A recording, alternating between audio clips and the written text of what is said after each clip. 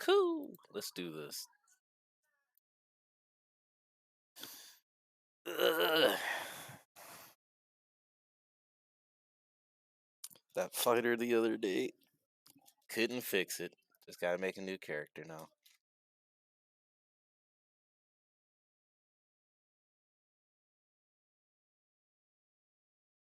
And we're not gonna play a cleric. Clerics are too easy. Way too easy. Uh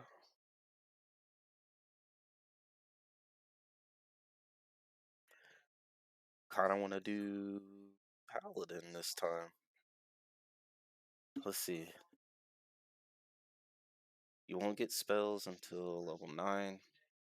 Even then, that's only first level, which means you probably won't get third level until level 13. And let's see how much of a deficit of a XP table that is.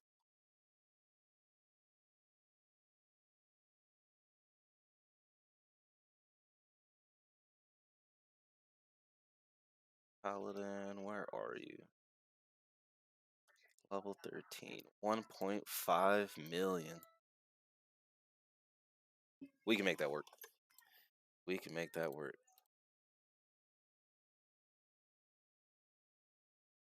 Alright. 14, 25, 40, 50, 53, 370. It's too low. We need something like this. Alright. Don't need that intelligence. Push that to there. Oh god, our hit point total is so low. We'll make it work. We will make it work. Alright. Actually, what if I do this? 2 off of wisdom, 2 on the constitution. And that's looking better.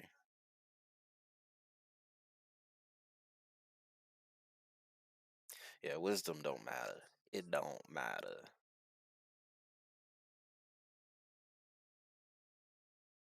1825 could be better. 18 dex, 18 con. Alright. That's good. Gotta go with Smiley.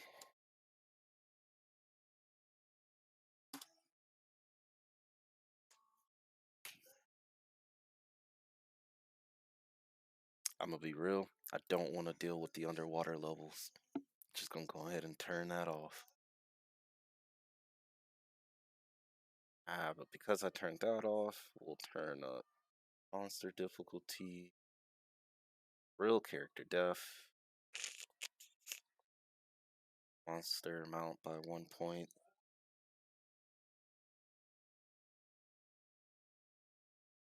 And as much as I want to turn off illusionary walls, I'm not gonna do it this time. Cause I swear these walls be faking me out.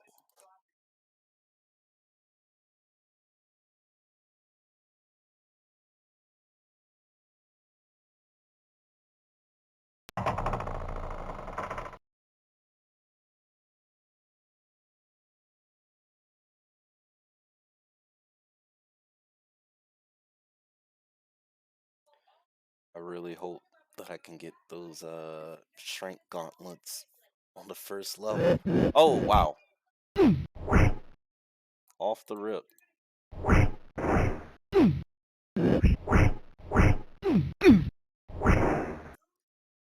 Alright. Don't need the holy symbol because all we really have is lay on hands and it's garbage right now. We can use it to just keep punching people.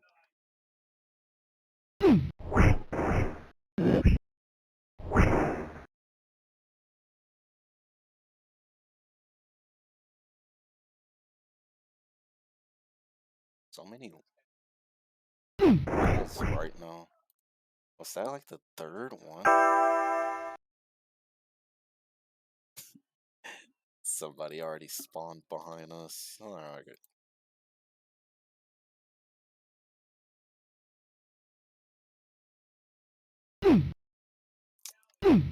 Gotta be kidding me.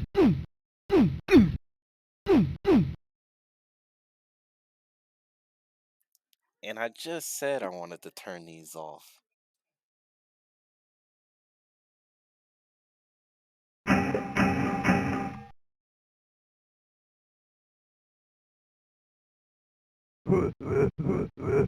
click on them. Make sure. Something weird's happening. So, one step forward.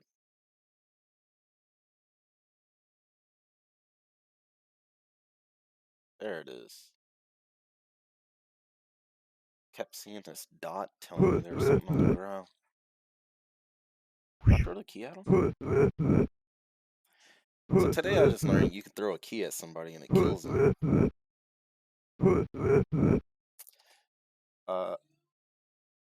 Kind of stupid if you ask me.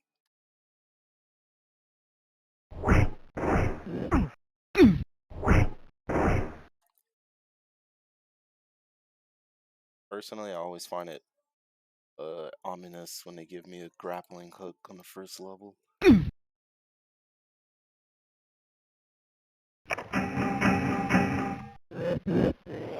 But then again, I've been playing for about a week.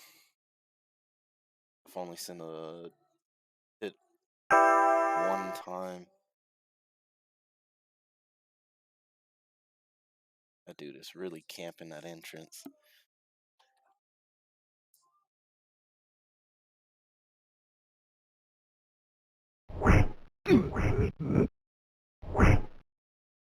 Okay. I don't take a step forward. So you want to attack immediately. There we go. Throw the pearl.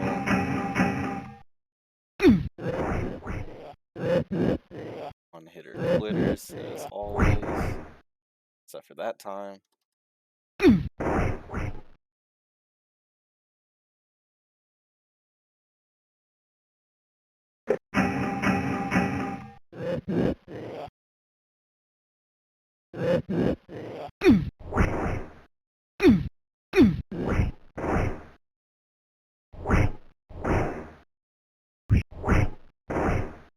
Oh.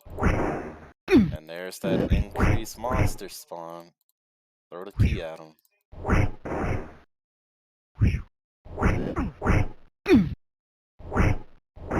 There we go.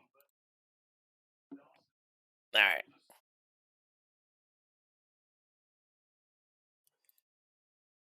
18, 10, 16, 18, 18, 17. Armor class 3. Is it cursed? Alright. No, it's not. And it's a +1 helmet.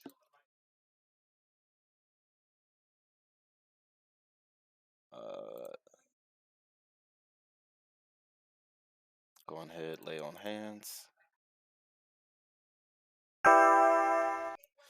And where are we at? We still got like all of this down here. This is gonna be a dead end.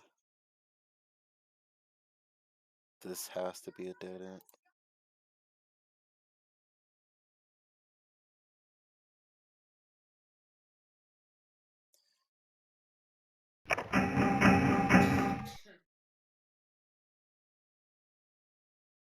Ooh.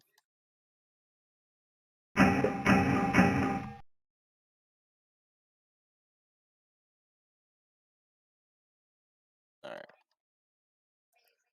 Gotta remember, gotta come back for this door.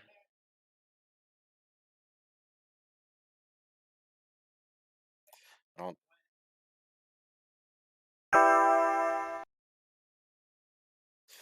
No, it's a room, so it's gonna be a giant room. There's no way the exit is up there, but It don't matter. We'll still check it out. Alright. Knowing my luck, it's gonna be an Amulet of Recall. Called it.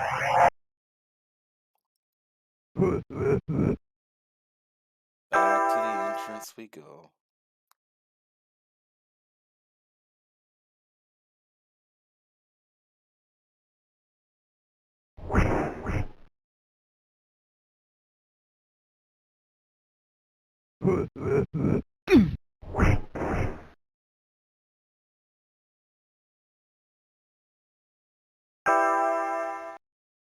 Oh, we still got a while to go.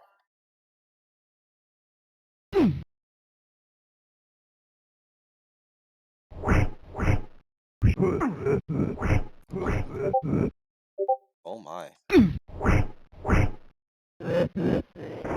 Alright, there we go. There we go.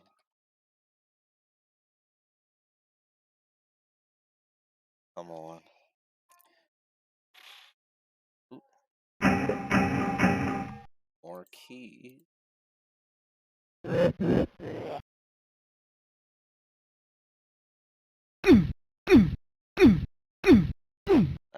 no illusions.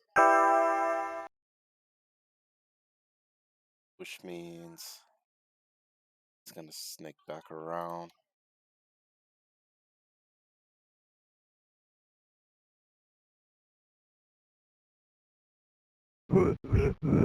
I never use staffs, so we just throw them every time.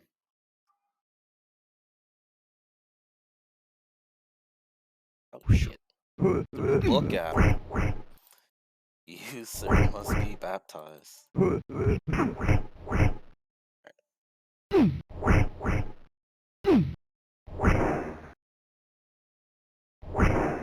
There we go. Flesh golems are not only invulnerable against normal weapons, but also appear to be magic resistant. Good to know.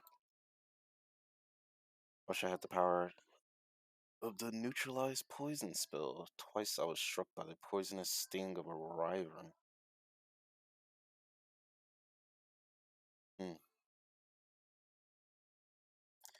Alright. Feeling kind of spicy. Let's see what this wand does. Actually, it's a normal wand. Doesn't do anything. Oh, I'll throw it at somebody then.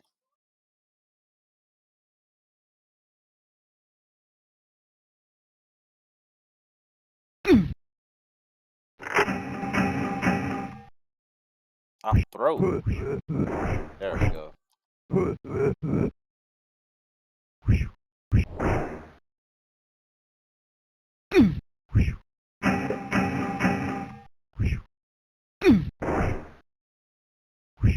And I probably shouldn't have been surprised about the whole key thing, since everything's throwable.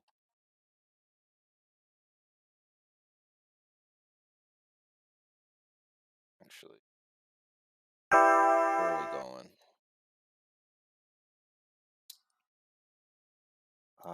Based off of this layout,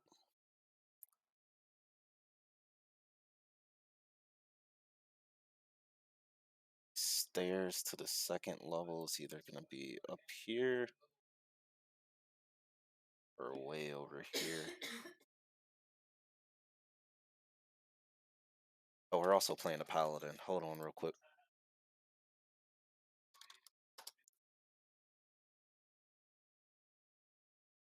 Level 3 paladin, I think to get to level 4.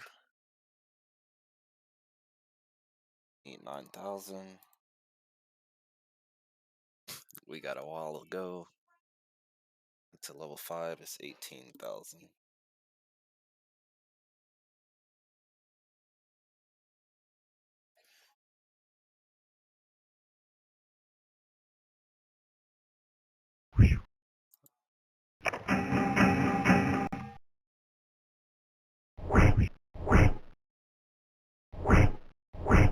Oh wow.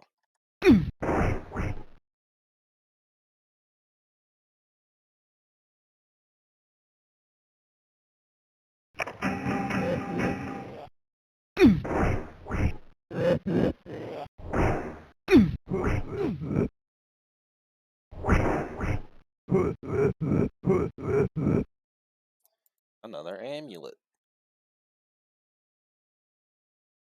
And again, knowing my luck, it's probably gonna be another recall.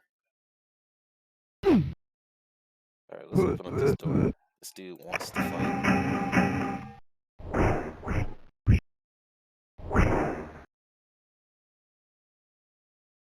Door mallet.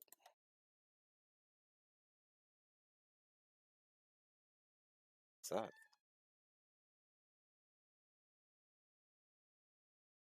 That's the one I threw. Oh shit, there's another one?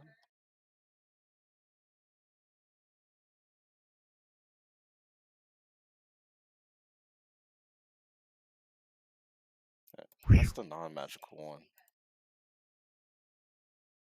Or maybe because paladins can't use wands. Alright, just drop it.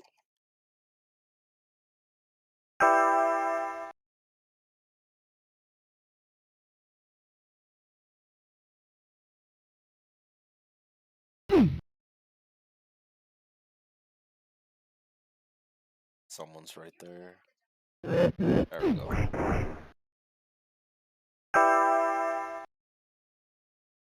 Always let them move first because they can't attack unless they know you're there.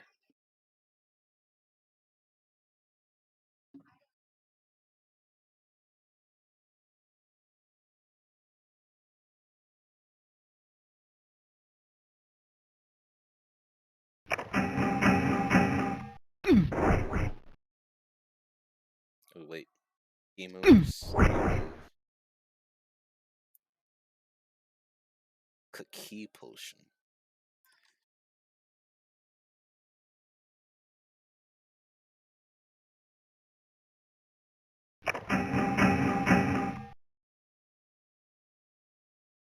Man. No gauntlets yet.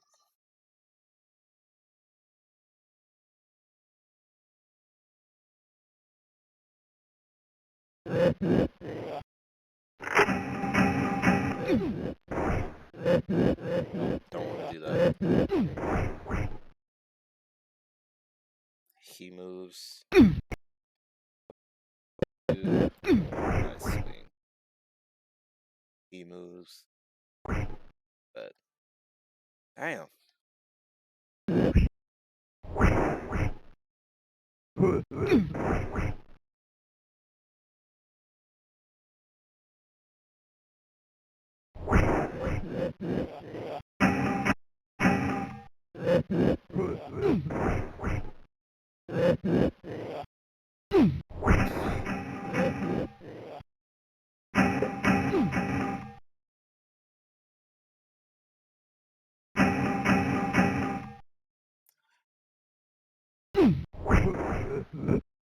Back up.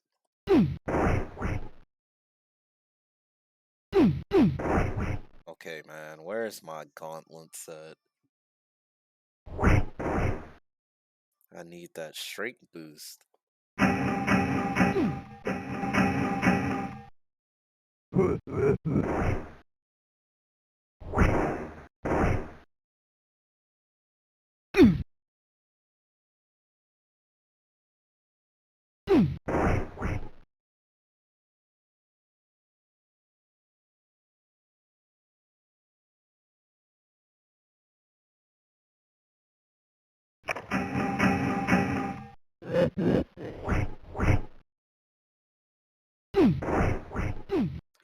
Got a gold coin. All silver coin. Still decent.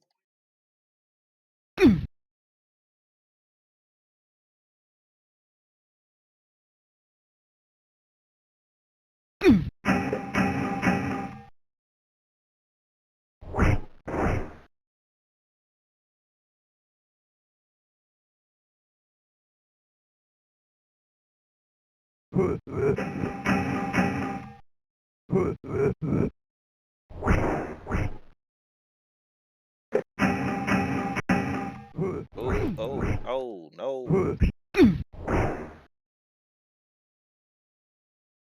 Throwing hammer.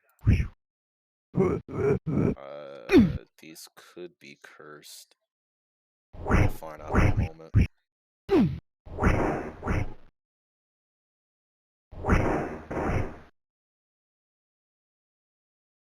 Another one that I'm not gonna use.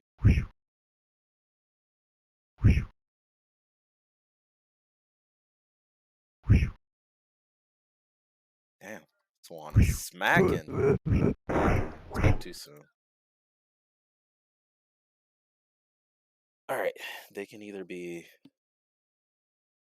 bracers of archery, armor class boost, or they can actually make my armor class worse. So we're at 1 armor class. Gauntlets on. Still at 1. We can take them off. Armor class 4 without armor. Armor class 4 without armor.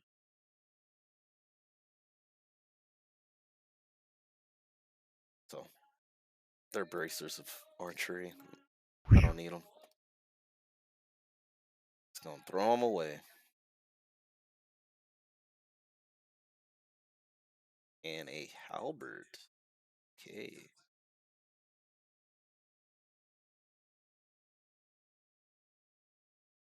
We don't need a regular sword anymore.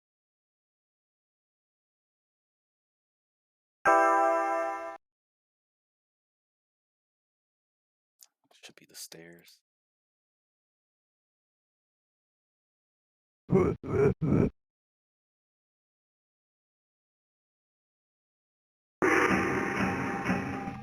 Oh, wait a minute.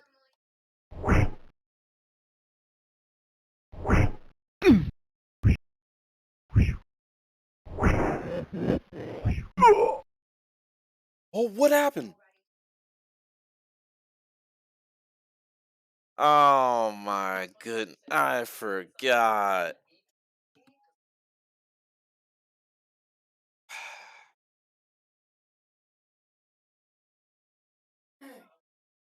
So, I just killed myself with the hammer. Uh, this is also something I learned earlier today. When you throw stuff, it moves super slowly. So the moment it moves 1 block, uh, it is active in that 1 square, and you can actually kill yourself with it, or injure yourself depending on how much health you have.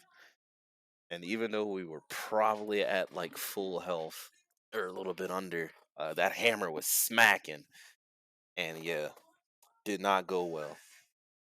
Did not go well. Wow, that's actually a first for me, dying on the first level like that. That is wild. All right, I'm gonna take a small break because I wasn't prepared for that.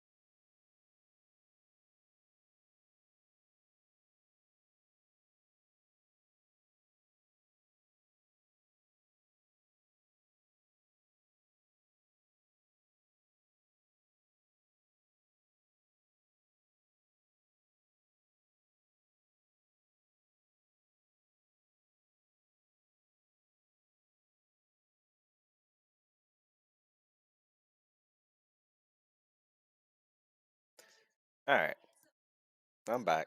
I'm composed. So stupid. That's why I don't like throwing stuff. All right, round two for another character. Uh, not gonna do paladin. That that left a bad taste in my mouth. Don't want to do a fighter.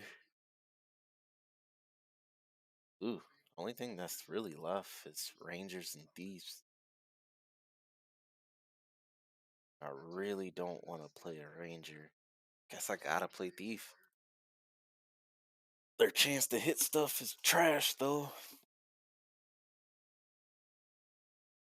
Mm, I don't think this one's gonna be it either, but I'm not gonna throw it. All right.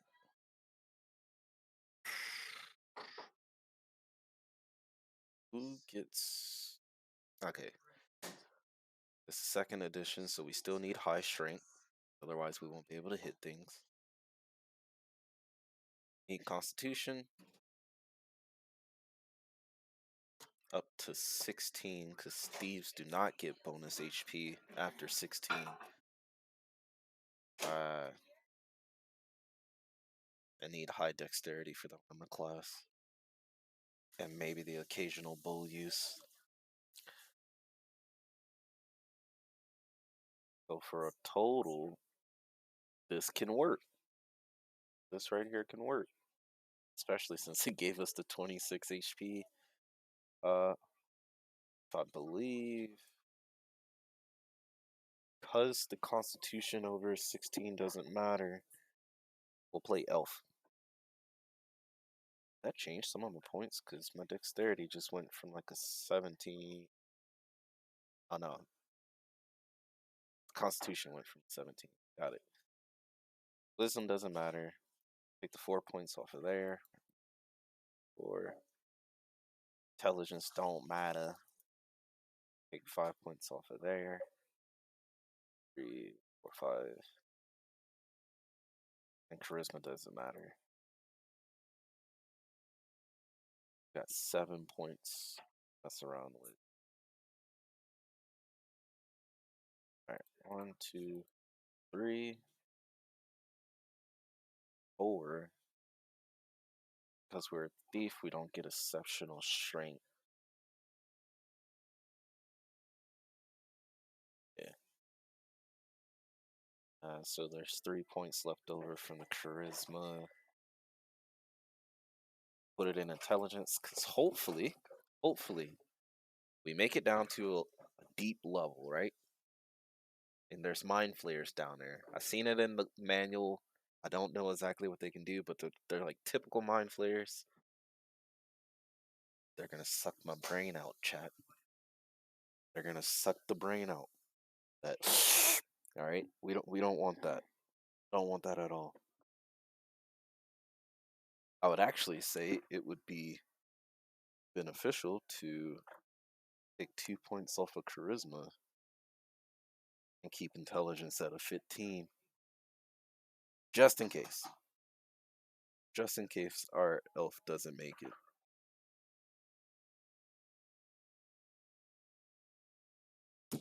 Actually, let me consult the manual real quick, because I want to see racial bonuses for a halfling.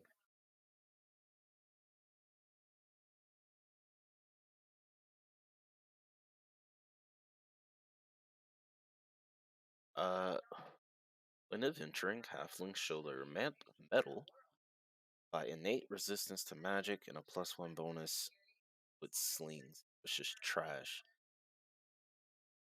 Magic resistance though, probably not that high. +1 dex, -1 strength. So wouldn't matter if we was to swap from an elf. And elves are actually kind of better because you get the +1 bonus to bows, short bows, and long swords, which you can use as a thief.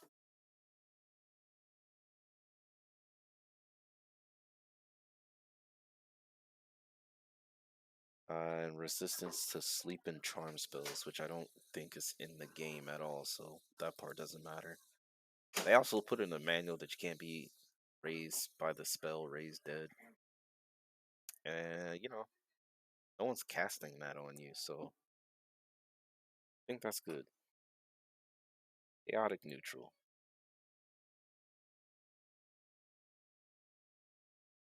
Start off at level 4.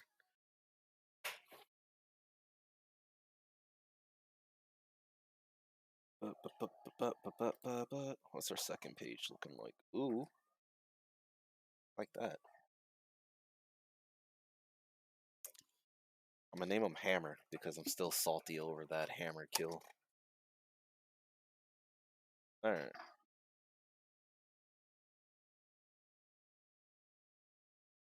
Yeah, no water level, no multi-level puzzles, which really just means with it off, any key that you get or anything that acts like a key is used for that level. But if you turn it on, then you can get a key on like level 1 that you won't use until like the next level or 3 levels later. And believe me, backtracking sucks. I mean, if you're playing a cleric, it's fine. You can feed yourself indefinitely. But for non-clerics, backtracking sucks.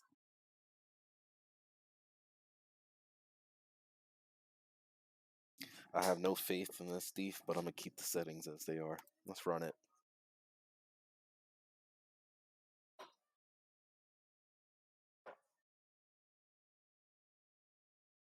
Surely I won't kill myself throwing something again. Surely.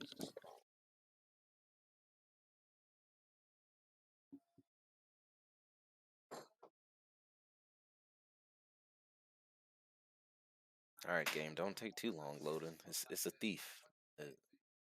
Probably not gonna make it far.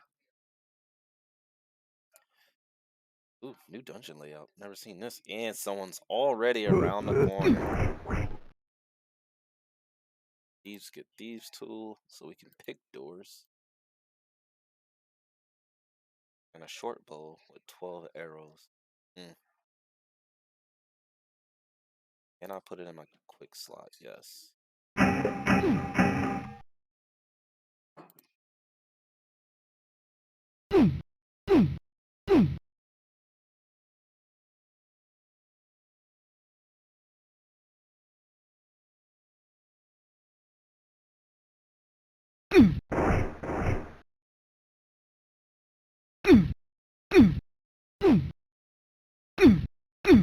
Sorry for the annoying wall bumps. Gotta look for them. Especially when it's like this early in the run. And that's a trap, ain't it? Not this time. Mallet for a door. Another key. A minute. Silver coin. Alright, not a trap.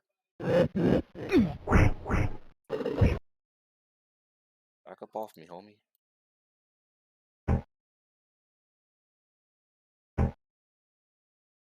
Alright, this bow's not it.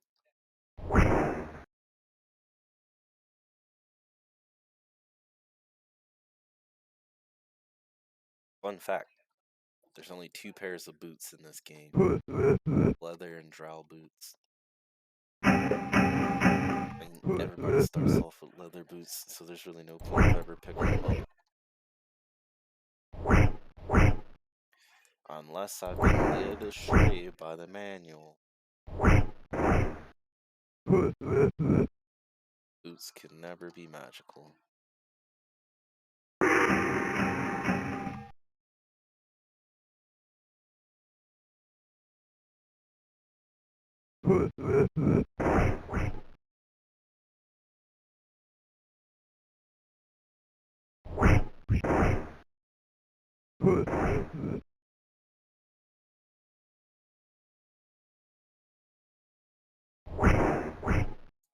Hey, bracers.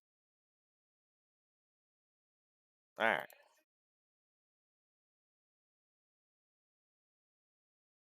They're either gonna boost my AC or they're gonna make it worse.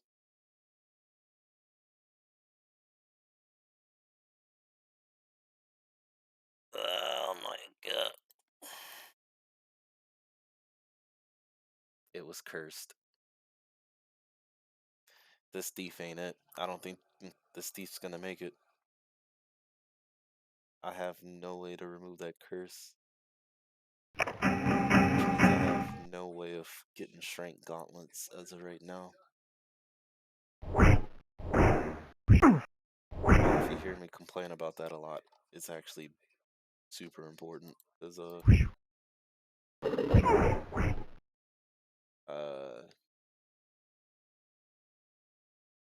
when it comes to curse items, I know for a fact gauntlets, and specifically gauntlets, can never be cursed. They're either gonna be strength boosting or I think there's like a dexterity boosting gauntlet, like a +1 dexterity. But the other ones are like the gauntlets of like ogre strength, fire giant strength. And I think it's like 19, 20, 22 is what they would set your score to. And it's actually pretty big because 22 strength is a massive boost to weapon usage. Like melee weapons. Your chance to hit increases by like 6. Get an extra 10 points of damage for being at 22 strength.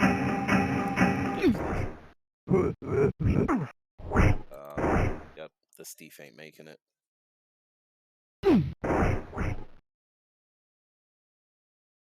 Alright.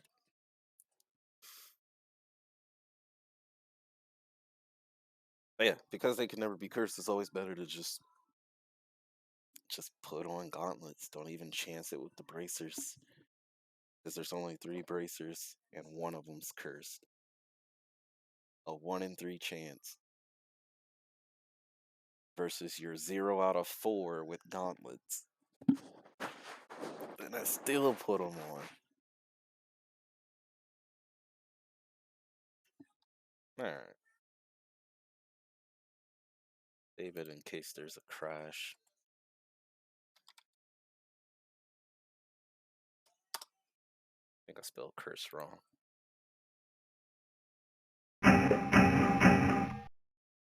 Oh, hello. Would you like to talk about your car's extended warranty? Oh. Keep taking these arrows. Oops.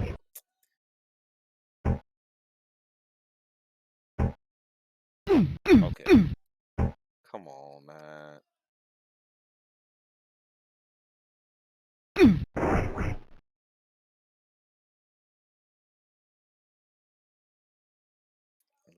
Pick up your arrows again.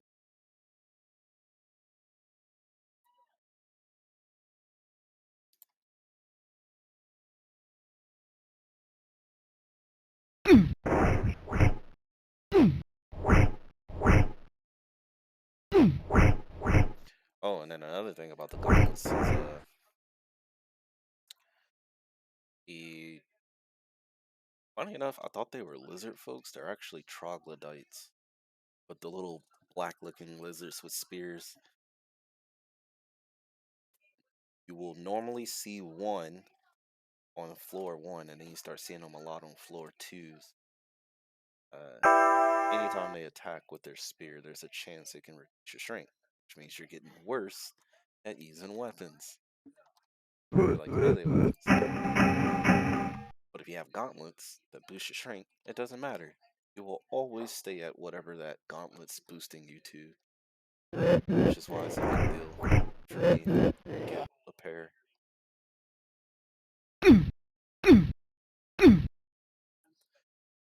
And it's not just troglodytes. Some undead creatures can do it too. Like shadows.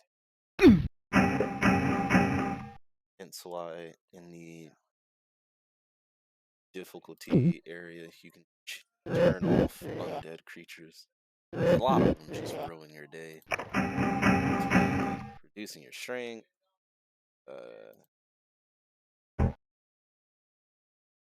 level drain, that's a big one. That's how my fighter got destroyed the other day. Because ended up going down into a level, pulling a wraith or a wraith, I think, and they can only be harmed by magical weapons. And I didn't have one, or maybe I did and I didn't know. Because you're a fighter, you can identify shit.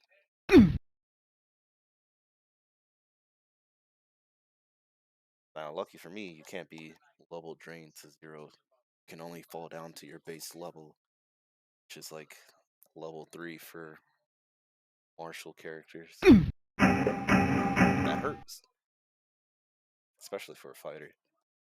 Every level increases your chance to hit, and all those hit points you get.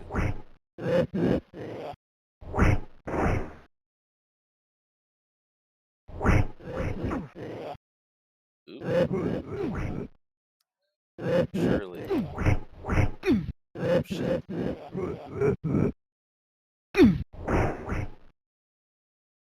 Bro. Single class themes.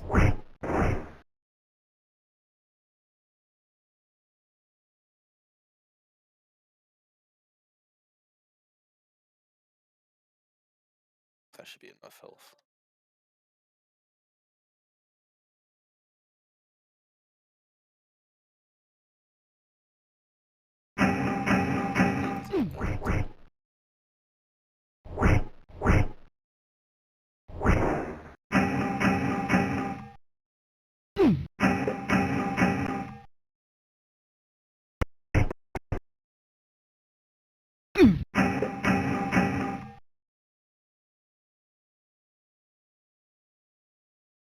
Okay, we do have a coin.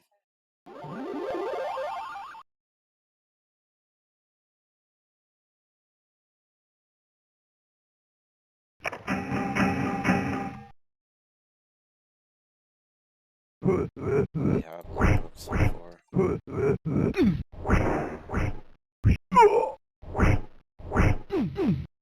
Oh shit.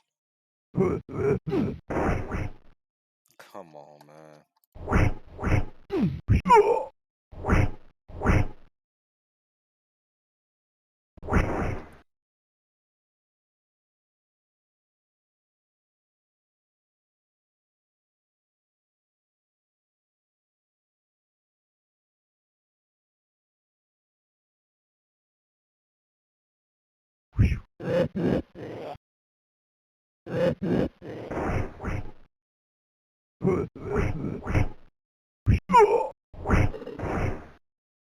This 10 AC stuff ain't working.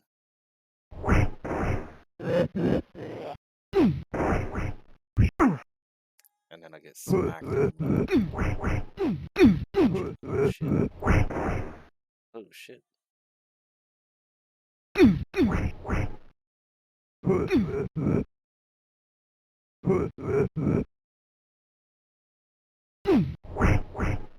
Oh man.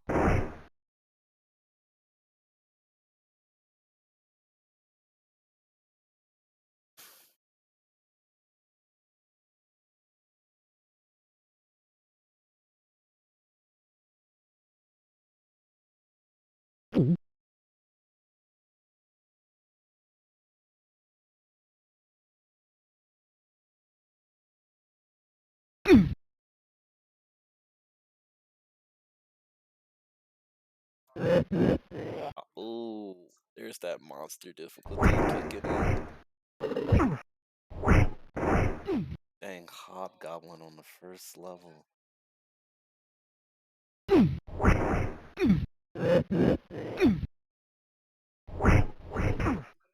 Yep.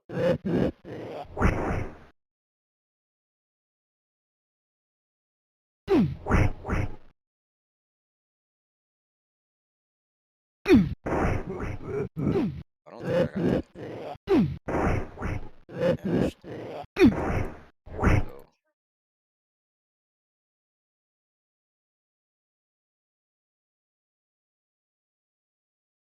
I'm already cursed. What's the worst that can happen? Alright.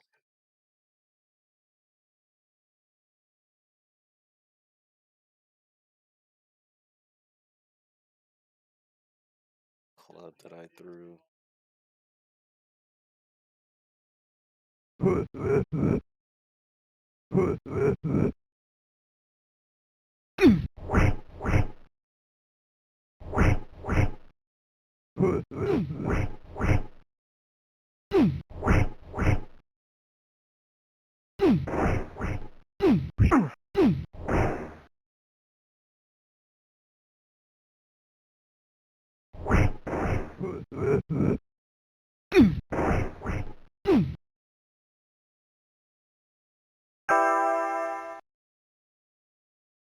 We're pushing.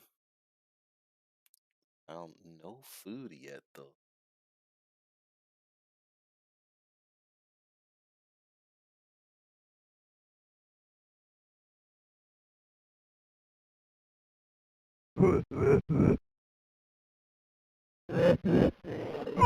Oh shit.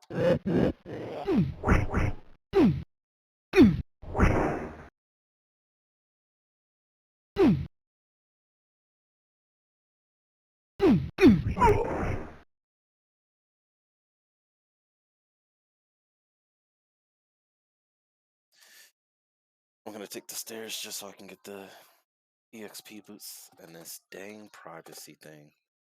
Every time. Page 61 under watch go.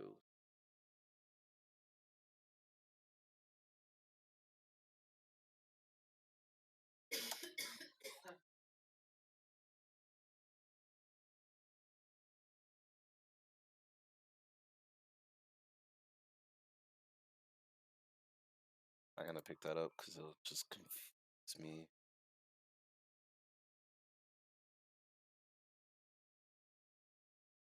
But I definitely don't want to be on level 2 right now.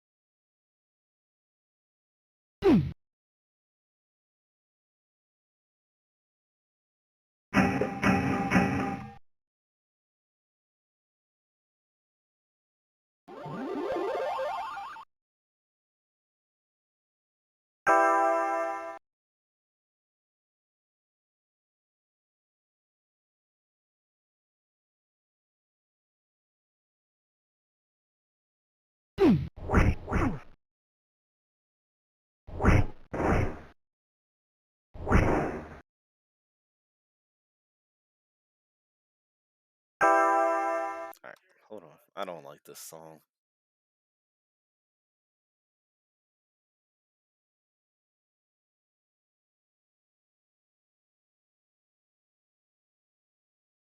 Making me think something was going wrong.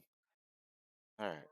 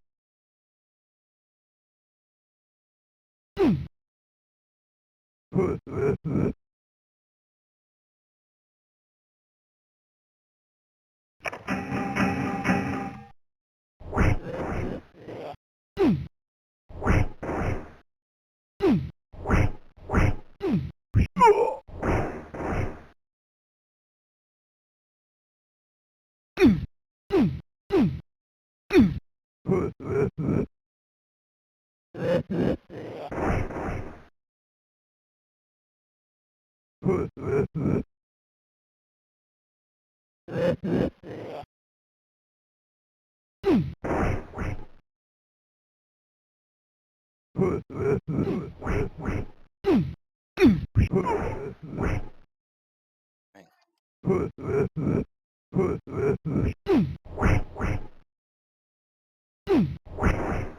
we go.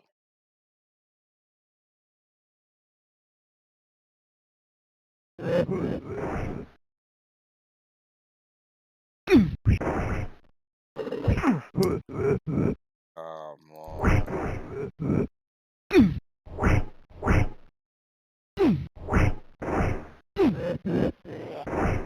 There we go. Food. Nope.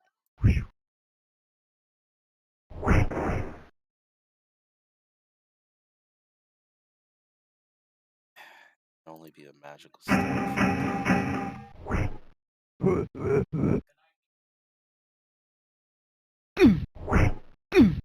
Oh, I'm trapped. All right.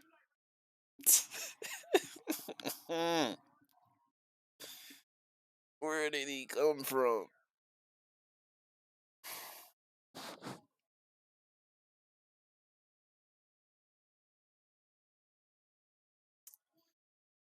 Oh, Hammer was killed by an orc. Hmm.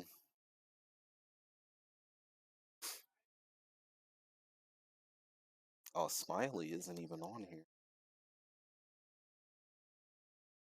That's probably because I'm playing on real character def, so it doesn't record the scores.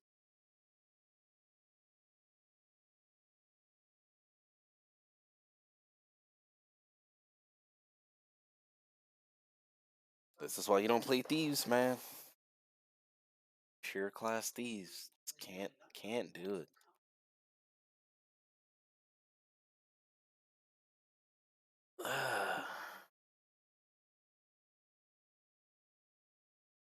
Temp number 3 in one night.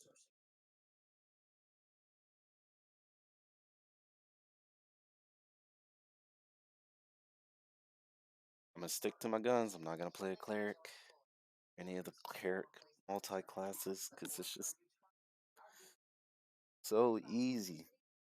You can like put on 2 spiritual hammers and just start throwing them like you're Thor the entire time. Just never in danger.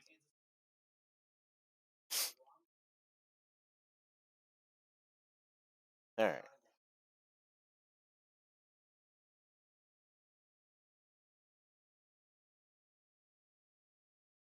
Let's see.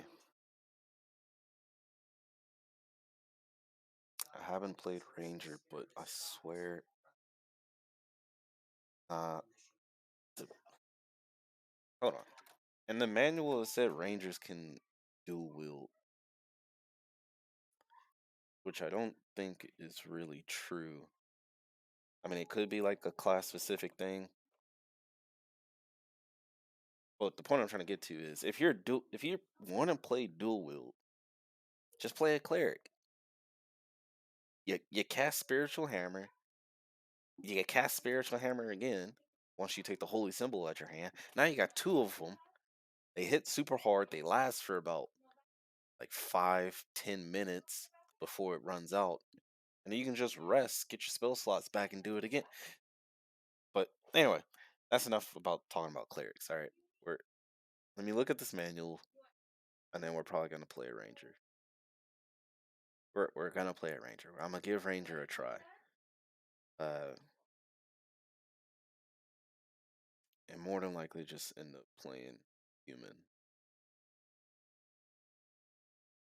I don't even think dwarves can be rangers. Yeah, they can't. Half elf can, elf can. That's it.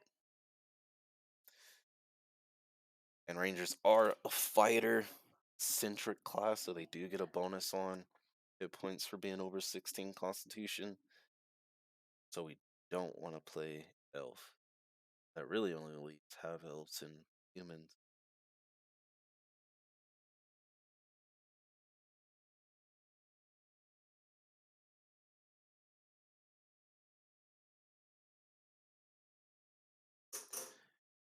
Special ability to wield a weapon in both hands without penalty.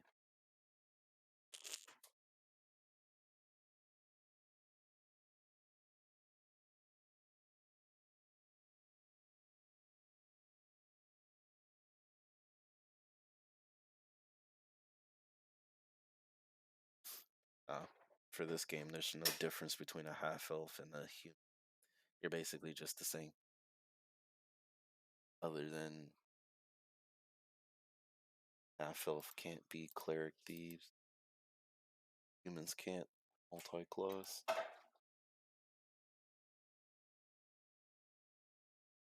Alright. Ranger.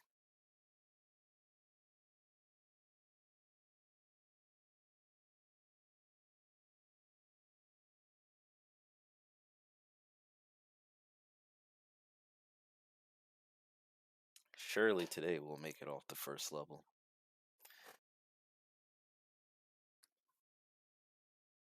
We'll make it off the first level on the. Alright. What's important? Even though it says second edition, in this game, Rangers do not get access to spells. The wisdom is not important. Oh. This point spread is not going. I think. 1, 2, 1. Teens the max. Oh, for some reason, wisdom is. Because I can't lower it from a 14. Alright, we need more points.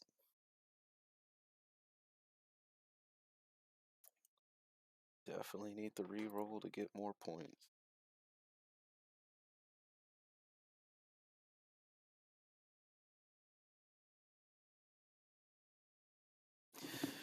Like that. That's what we need. 1883. We can drop intelligence, get more dexterity, 1 point off charisma for constitution. And if that's the case, 1 point off charisma for the max wisdom. And a sweet 31 hit points. I think the max is like 40. Let's check. Yeah, max is 42. So 31 is still great.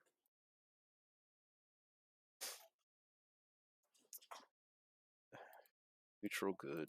Alignment really doesn't matter.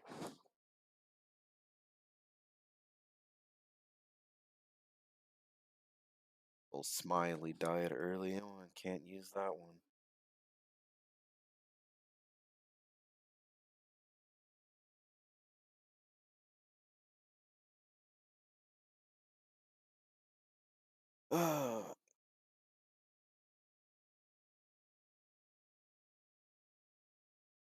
How'd the last character die? Being boxed in? Box.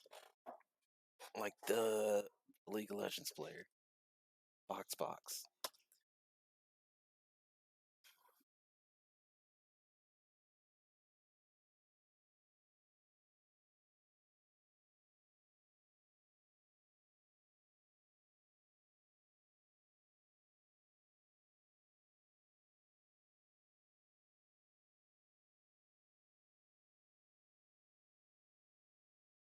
Sorry, I'm thinking that maybe I should turn down the monster rate a bit.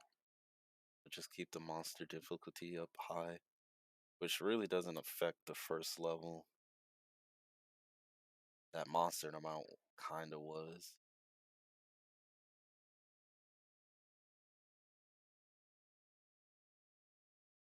Alright. Because like monster difficulty only means you're gonna meet the higher level monsters earlier. So having that hobgoblin on the first level, kind of crazy. Or having more troglodytes on the first level, so on and so forth. Or say like typically level 2, you would also start facing undead enemies. So if I was to turn it up to, oh wow, right off the rip. Once again, this game really like surprising me.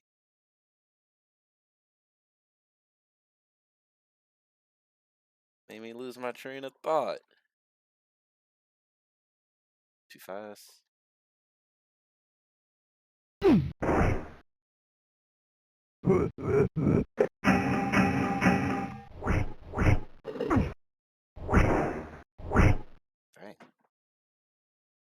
8 off the rip.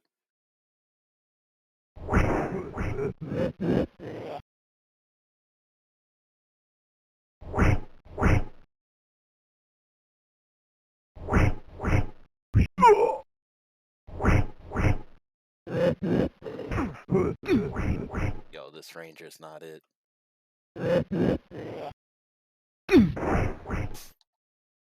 Like how it's a ranger and we didn't even get a bow to start with.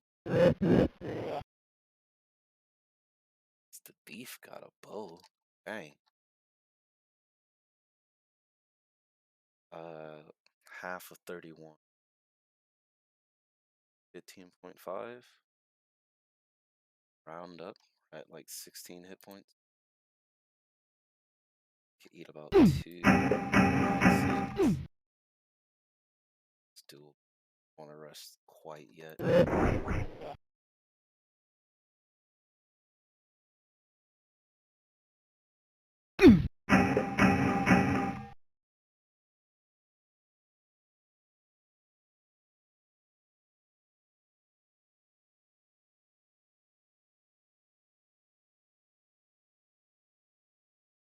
Lack of the enemies in that room kind of made me scared. Ugh. Just go ahead and rest it out.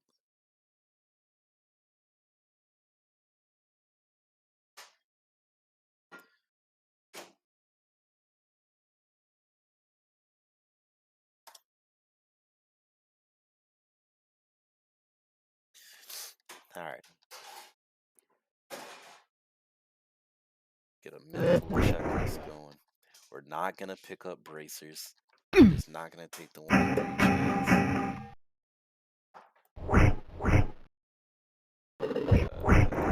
Surely get another weapon. We can see if the game was lying about doing. We have a longsword, and I know for a fact when I tried it on a fight, it won't let you wield 2 longswords. Like you can put it in the other hand, but you just can't use it. Now you can have like a longsword and a dagger, but when you put it in that slot, the character kind of just throws it. Yeah. I mean, if you can dual wield, I think it would have to be like short swords. Maybe that's what the game manual means. I would have to try that out some other time. Alright. Got a mace. Morningstar. Hopefully it's magical. I have no way of telling.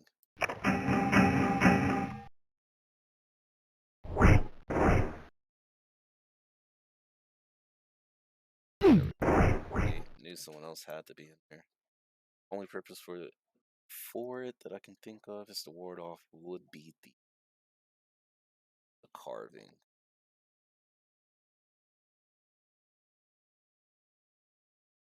Something did not apparently particularly like this. Like how it completely changed that sentence.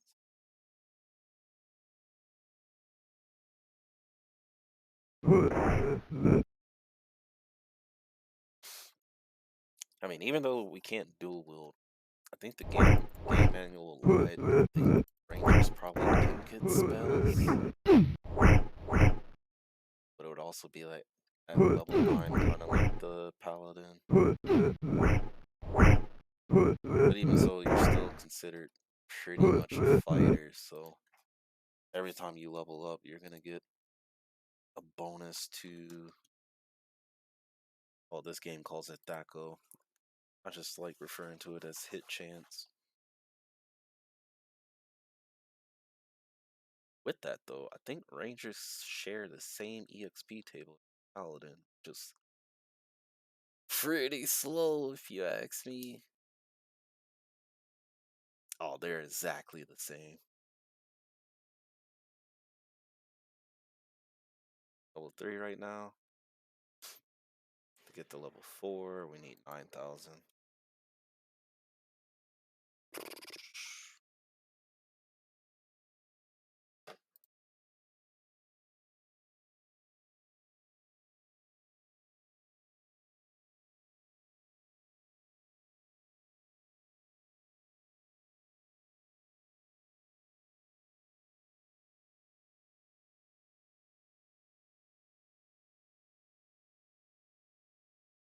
Alright.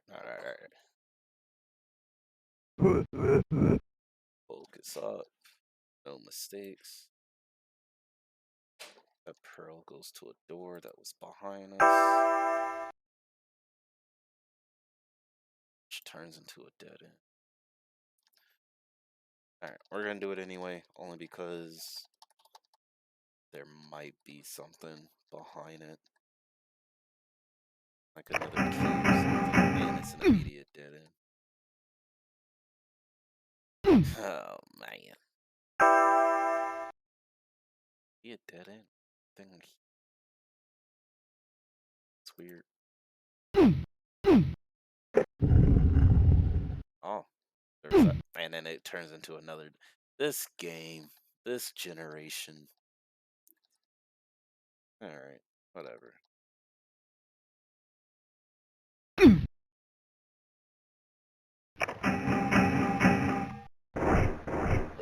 Oh. It's just a prank.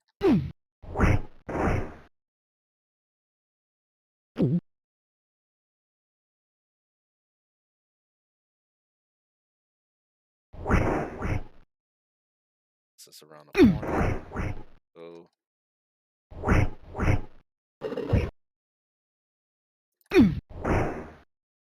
Alright. I think this one's the necklace of fireball. And again, they can kind of be anything. The necklaces, amulets, even though you can wear them, they have to be activated, meaning you have to put them in your hand and then click it. And it's a recall. Every time.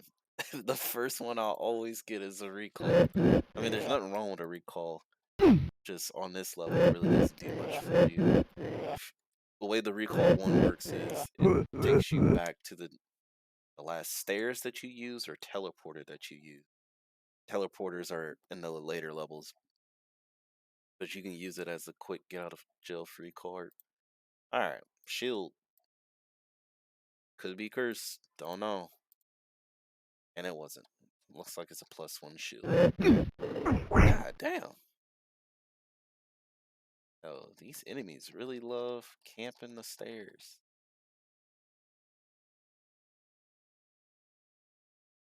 Am I even going the right way?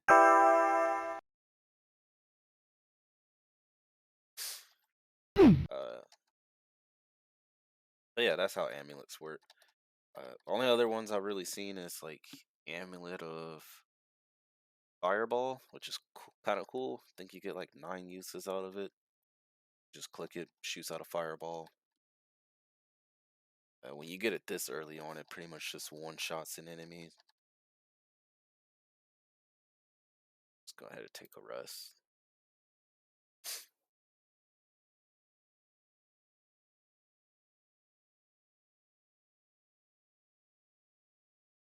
But I do know there's other amulets besides those two. But yeah, the recall one's the one I get the most. And typically, if I get one, I end up getting another. That's another recall one.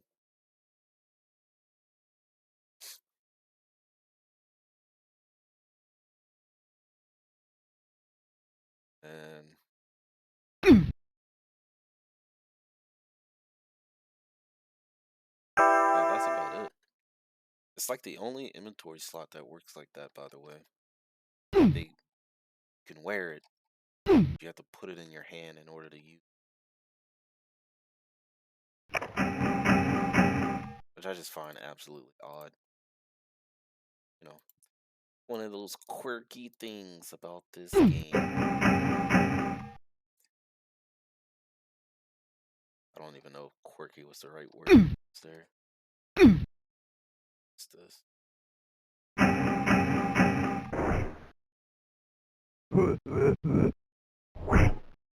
Just like the shield icon right here looks like it's clickable, but it's not, which doesn't line up with how, like, if I was to put that long sword in this other hand, it would actually be grayed out like that, pixels and whatnot, saying that I can't use it. Can you hit this dude? There we go.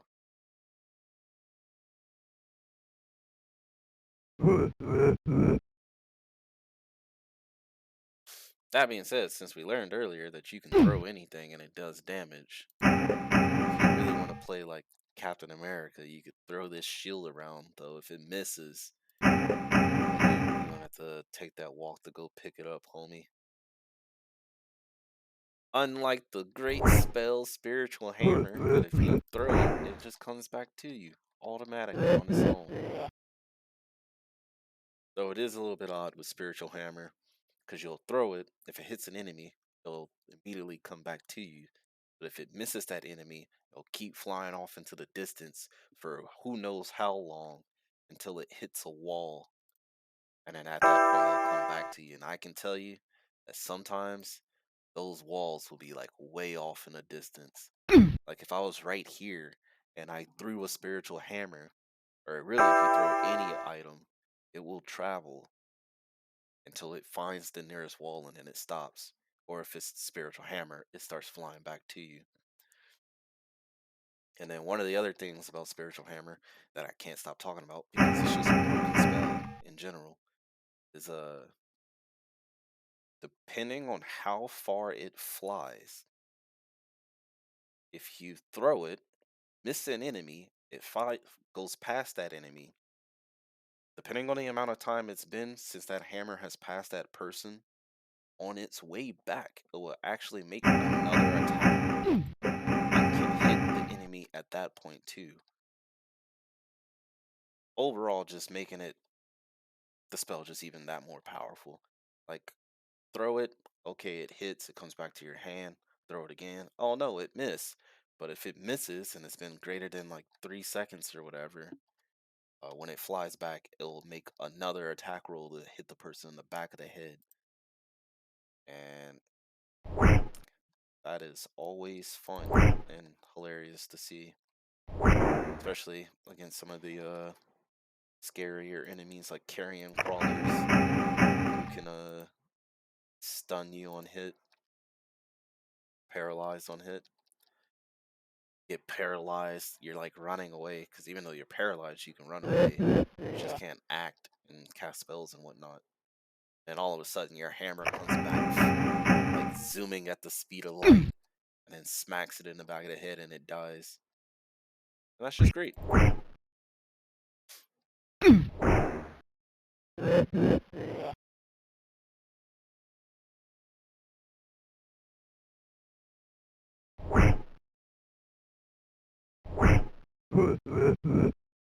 Yeah. Keep forgetting that I need to orient myself where I can like back up. There we go. All right, silver coin and a ring. Ooh, another coin. All right, time to do some investigating. So, 18, 10, 18, 18, 18, 11. And we got a really high roll. So, this ring can either boost one of our stats, be cursed, or it can do some unknown effect that I won't actually know. And honestly, alright, put it on. We can take it off. Cool, it's not cursed. Put it on, check our stats. It's not affecting our stats. It's not affecting our armor class.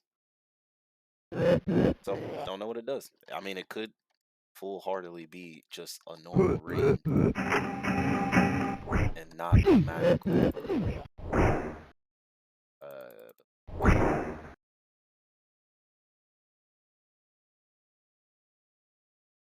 I just hope that maybe, just maybe, it's a ring of sustenance, which would get rid of the food requirement, which would actually make this run a lot better. You can just rest whenever. Like, the only thing that's preventing me from resting whenever is the fact that we do need to eat. And if you're not playing a class that can heal itself, you spin your food meter to regain hit points. So playing a fighter can actually be fun, but annoying because anytime you want to heal, you need to worry about food. Whereas if you're playing a cleric, you can hit level 5 super quick, super fast, get third level spells, and once you get third level spells, you can just cast create food and water. And that whole mechanic doesn't matter to you anymore. Low on HP, heal yourself. Low on all the spell slots, just rest. Doesn't matter. First first 8 hours, you just get your spell slots back. You don't even have to go into the whole 10-hour increments of getting your hit points back because you just got more spells that you can use to heal yourself. Oh, you actually really are low on food? Create food and water. Don't got it prepared? All right, cool. You can open up your camp, pray for spells. I can't show you because I'm playing a ranger. But you can swap your spells around, and the game will go, oh, you're not fully rested because you are missing spell slots. Cool. It rests, ends that rest, cast food or water, swap your spells back, you rest again. Anyway, but if you had a ring of sustenance, since your food meter wouldn't go down anymore, you could just rest whenever as non-heal capable classes. But the only way you would know that is by keeping an eye on your food meter, especially when you rest or when you're trying to fight somebody. You can't hit them.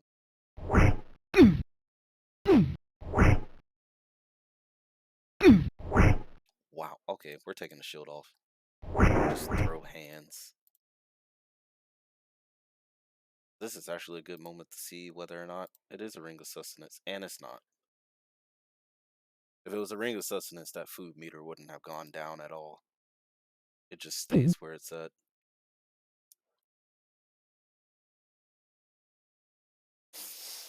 I don't know. It could be a ring of water breathing, even though we're not going to get water levels.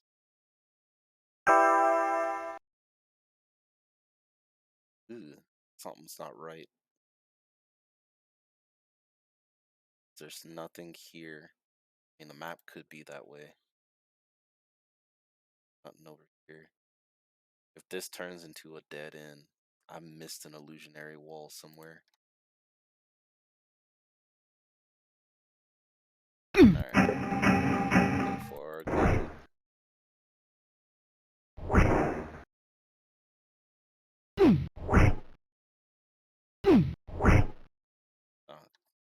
There we go. I'm starting to believe that it's probably best to just not have a shield on. Because then you can just throw hands and just start punching people whenever you miss your main weapon. I do have this throwing hammer, but we all saw how that worked out the first time on today's runs. Alright, another dead end, nothing here. There's an illusionary wall. What's funny about illusionary walls is enemies know that they're there, and so you can be sitting at a wall thinking like, oh, it's a dead end. Let me just take a break, forget the pause, and an enemy shows up out of nowhere and just starts smacking you in the back. Or like that one coming out of the wall right there. Alright, I am throwing the hammer.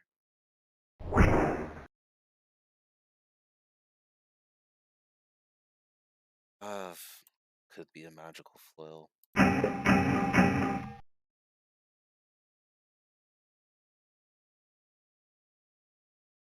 Dust. I believe dust can only be one specific thing.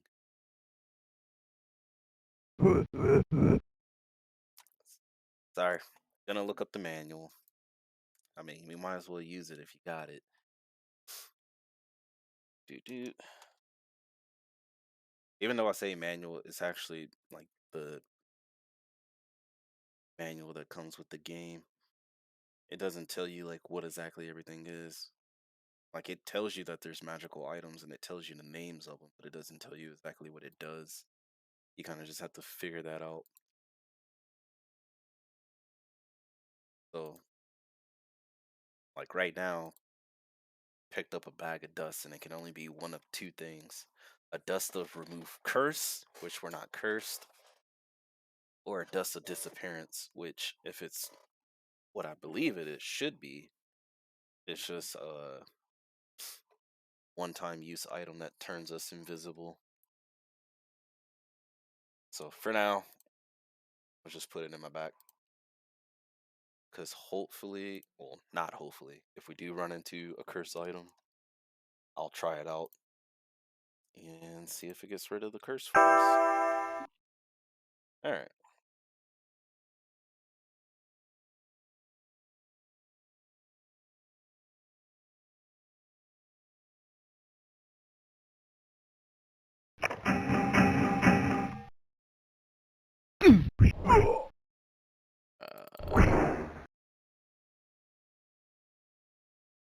Something's missing. I didn't pick.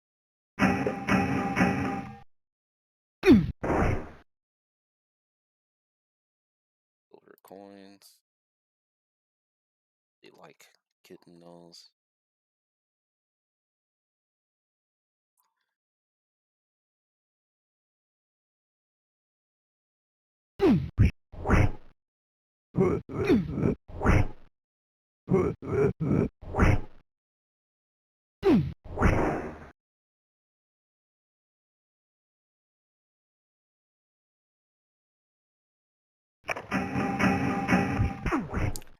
Immediate.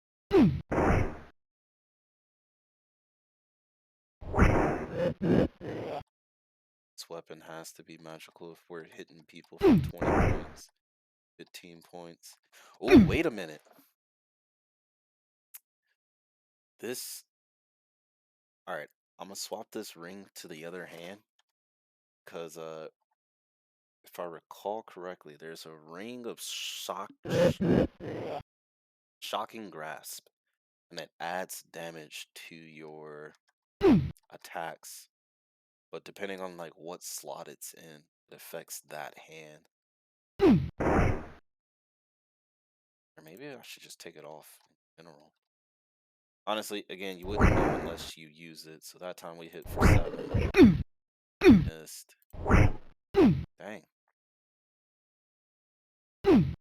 Missed.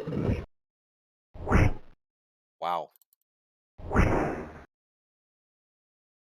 Another 7. Okay. Let's see if we can end 7. So yeah. Ring of Shocking Grasp. That's the reason of why we were hitting for so hard. It's not that my weapon's magical, it's just that this ring is one of the best rings you can get for like damage wise. Because it just adds raw damage like every time.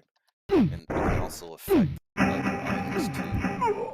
Ooh, wait a minute. Because it won't matter if we die. Oh no! No.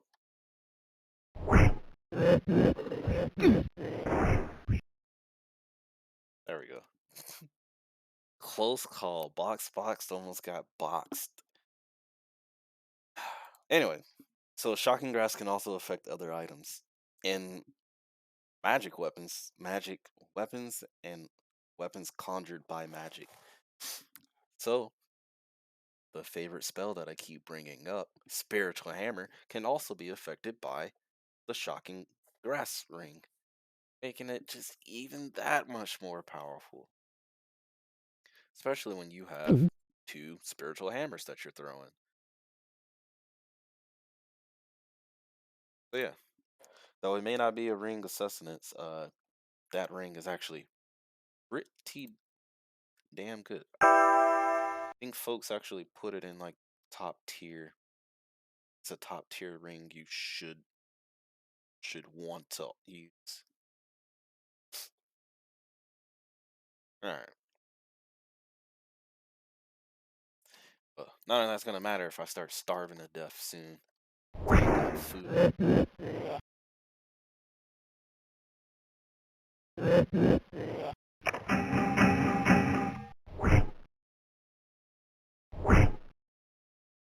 Even with 18 strength, 1883, and there's the chocolate. Okay, troglodyte's down.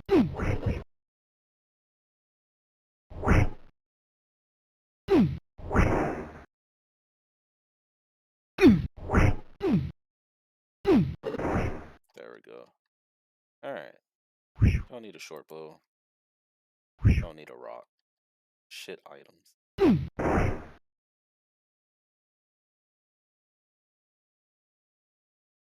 Oops, someone's behind us.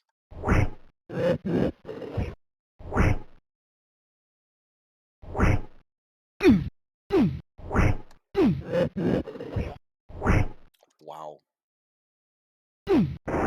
There we go.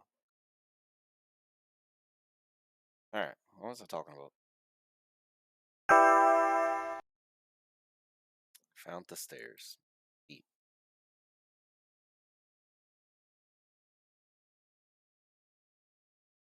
Oh, I could run up there. Check that door. That door's all the way over there. So we're not getting that one.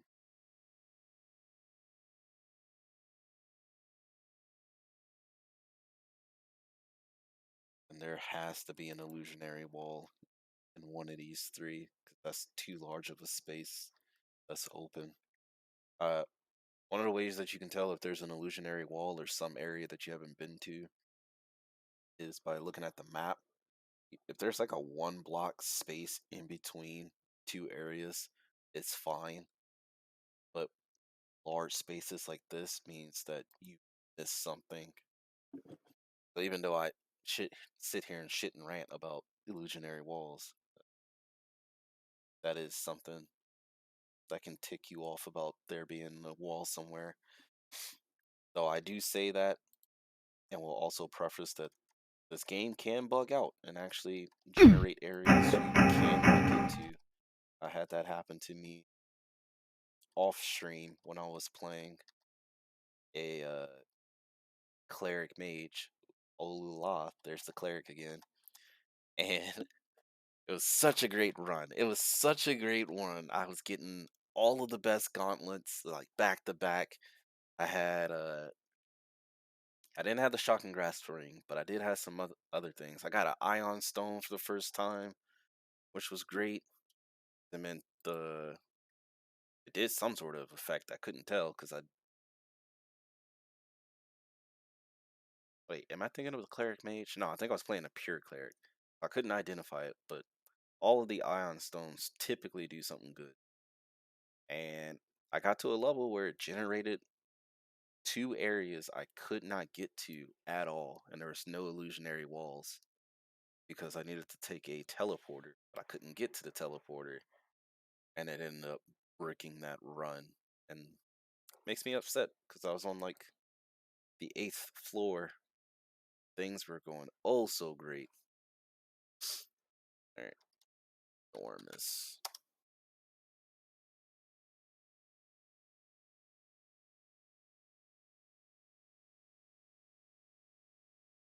Uh, but yeah, when you see stuff like that, just know there's probably in a wall somewhere, or the game actually did bugged out. There is a way to check, but it requires you to go into your game files and enable some keybind commands. And once you do it, there's a button you can press that can like show you on your map Like right now, you don't see anything, but if I was to press a certain button after putting in a command in one of the files, it shows you the entire map and like where things are at. Not enemies, but like if there's teleporters and legendary walls, it would show you where they're at. And I did it for that file, and straight up could not get to the area that it wanted me to. That one hurt. That one hurt. All right, second level. We finally made it in an hour and 30 minutes. Finally made it. Second level.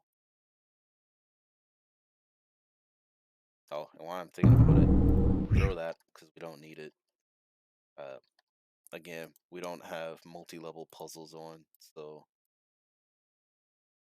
if you find the stairs and you decide that you want to go to the second level, there's no point of keeping keys and stones from the previous level because while there's only a certain amount of keys and certain amount of stones, like saving them can be useful because maybe you don't want to backtrack on a later level to go find shit. Uh, but at the same time, it just confuses me, which is why I don't like using or keeping them for later. I'm running around and I'm trying to figure out why I still have a key in my backpack after searching an entire level.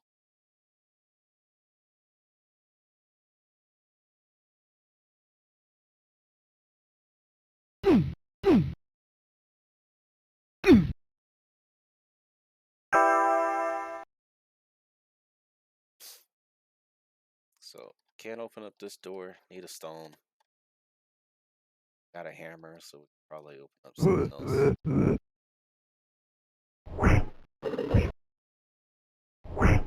Oh, wow.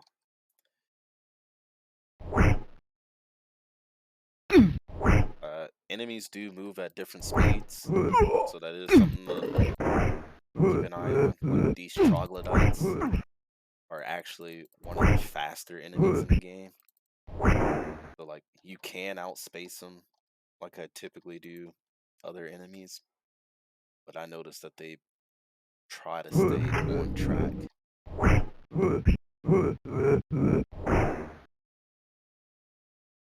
Which is actually something that's kind of neat. Enemies have different speeds of which they operate on. Can make some of them annoying, some of them easier to kite. Troglodytes, again, you do want to kite them because they can lower your strength score. Getting to a strength score below like 12 is quickly detrimental for any class, really. When you're trying to use melee weapons.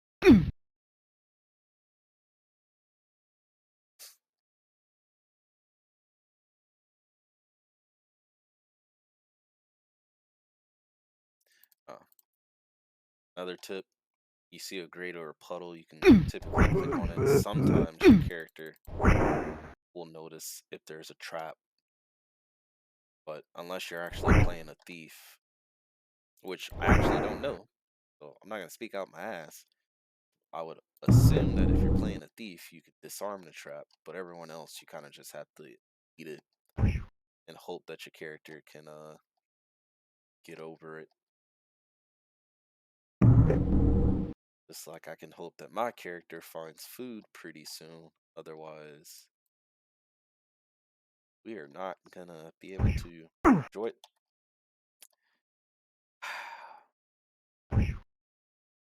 If you ever hear the sounds of something like wishing or like an explosion going off, probably means there's a wall trap somewhere. And I just put myself in a terrible position. There we go. Probably a magical longsword too. But yeah, this spits out darts. But if you hear like explosions, there's another one of those shooting out like fireballs. That one's the one that you probably gotta watch out for, but you can typically hear it off in the distance. Like the sound of like boom. Terrible sound effect by me. But that's what you would typically hear if there's like a fireball going off in the distance.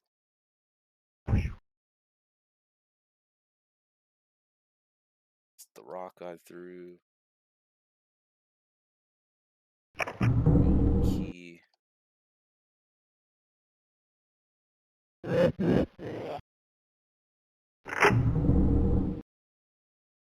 Hey, mallet. Actually, wait a minute. Check and see where I'm at. Because I'll be moving pretty fast. That's the rock. What was this? I think I might have missed something down there.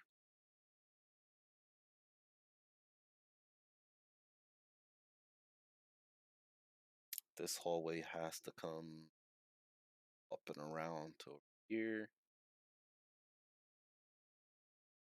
This one can either dead end or it drops down. It becomes a long hallway.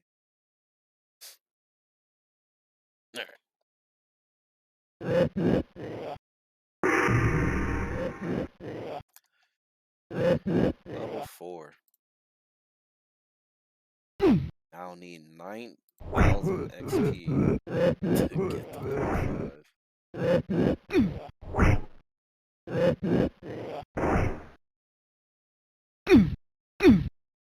There we go.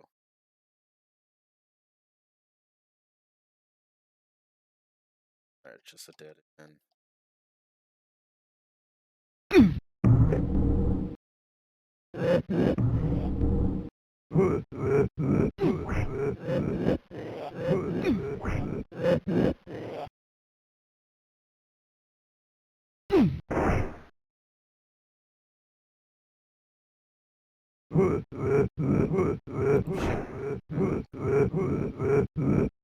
Alright, door won't budge. Sometimes you have to search the walls around you. It's usually going to be like right next to it. One of these could be like off that you have to click. But if there's straight up nothing, you have to approach it from the other side. And this is a dead end. So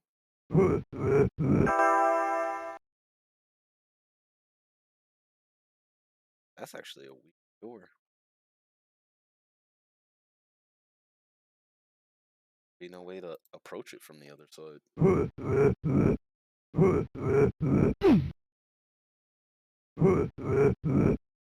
Nothing here.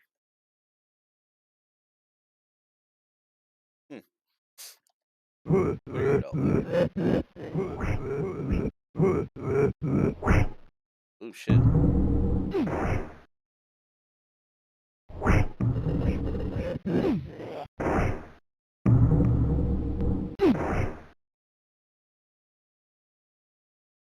Alright.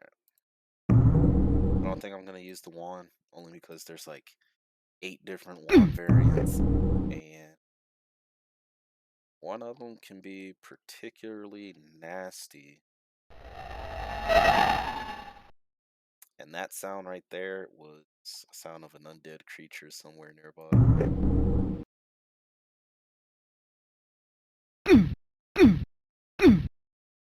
Anyway, the one wand that can be nasty is it will spawn an enemy behind you.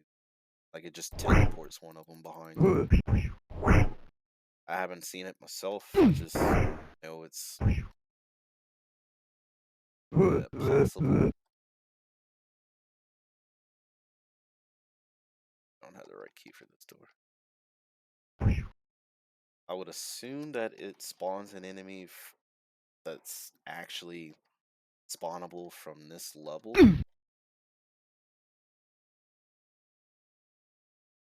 But again, I don't know.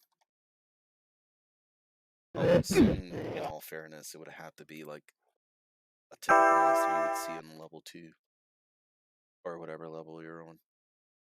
And not spawning fucking blue dragons behind you.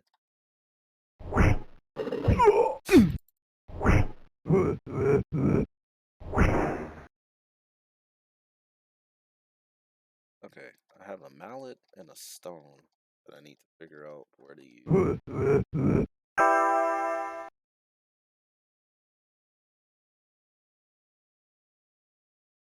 Honestly, I don't think I was really paying attention to these doors.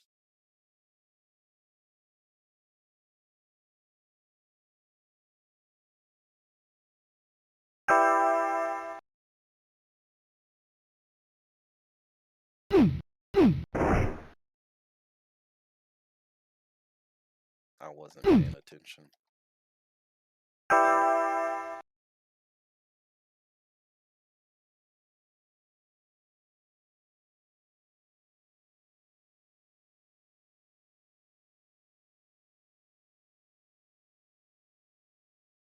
That's just a rock.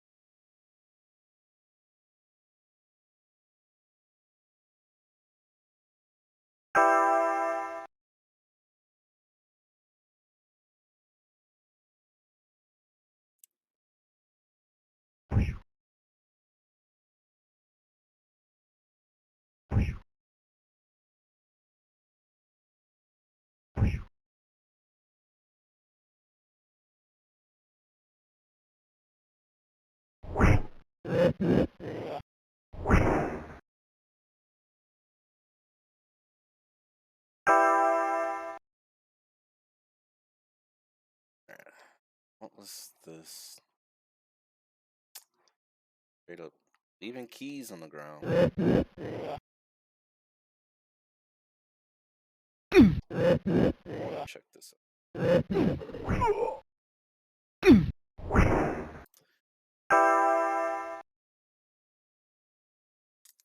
Dead ends shouldn't be not an illusionary. What was that? Okay. Sounded like oh, because he did open the door.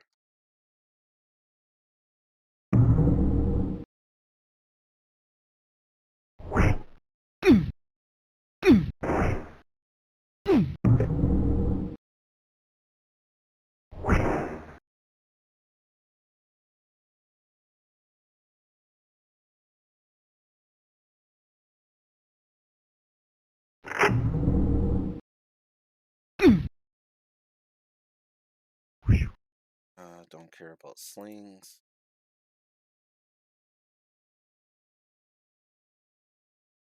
Ooh. We don't get food soon. Run might end up being a wrap. Add her the ring of sustenance. Alright, not that one.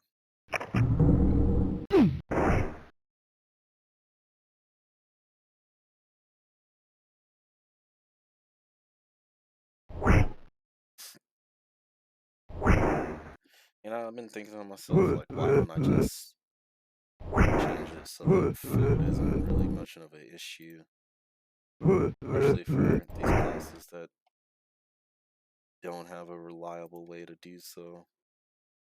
I don't know. I really don't have an answer to that kind of question. Especially, so like the way this game handles difficulty is really just like the old school way of handling difficulty. It's just turn all the settings up to max. And so moderate just puts everything straight in the middle. And this is a weird wall piece right there. Cause where is it going? I guess one of these could be an illusionary wall. Anyway, so like moderate set in the middle, everything's turned on except for the character def and deleting your file, whereas hard just throws everything to the right. except for like food availability is changed to low. It's like you're running through food super fast. Your food meter super fast, but you also can't find food at all. And really, the only class that can complete that kind of challenge is gonna be cleric.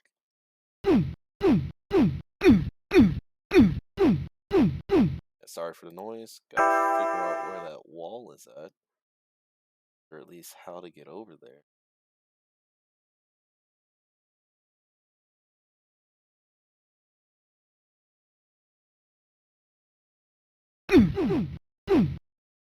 Yeah. And so, been thinking to myself, like, anytime I want to play a martial class, or really just any of the classes, all of the classes that's not cleric, like, why not just turn the food availability up, but try to compensate it for other areas, like turning up monster density, which I think is a good fair trade-off. Because as we saw today, I can get boxed in pretty damn quickly and just end up taking a million hits and throwing the run anyway. Either that or turning down the rate of which your character burns through their food meter from taking actions.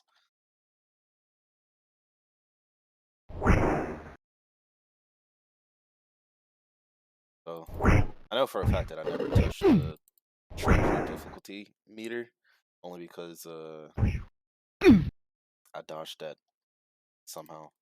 But only because turning it too high is just annoying. Because you have like treasure all over the place that you got to figure out what's what.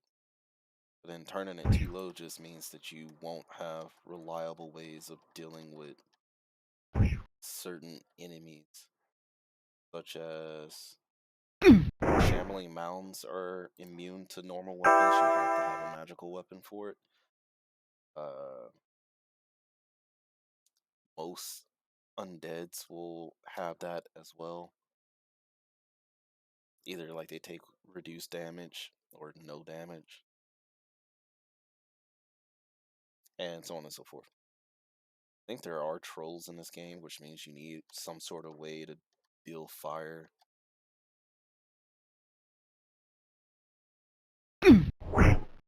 Yeah. But turning it down can be pretty painful.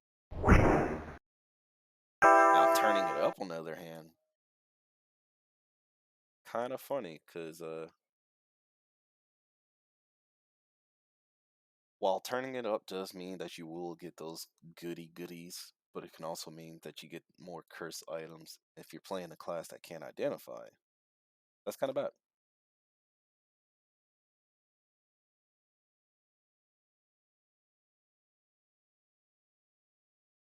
One moment. Gotta mute myself real quick.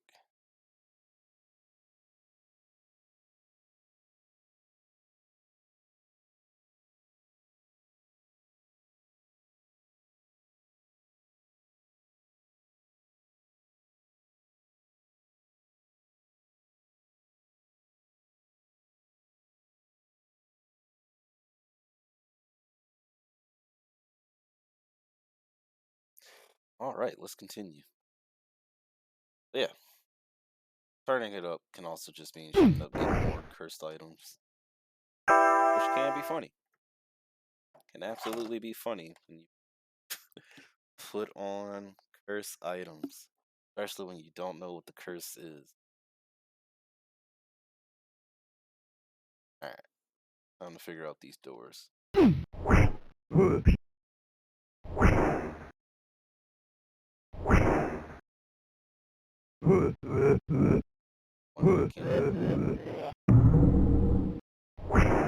Oh wow.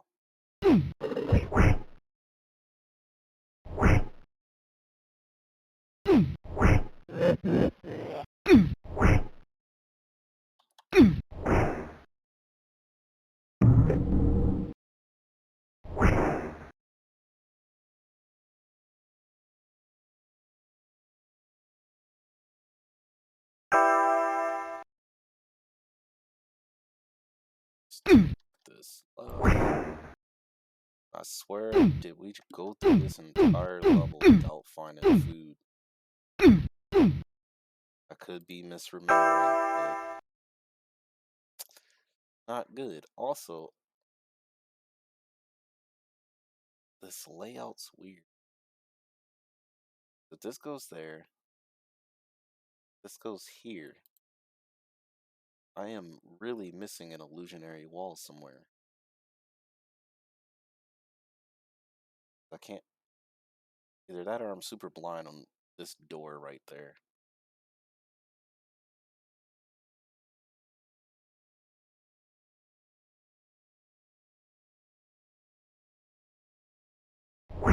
I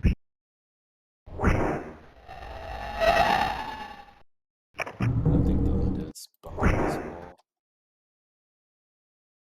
Oh, I swear I keep hearing it though.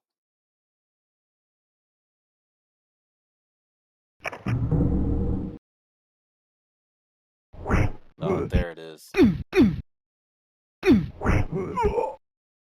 Box boss grows weaker. My 1883 is gone. Okay, this guy can spit acid. He's also kind of slow.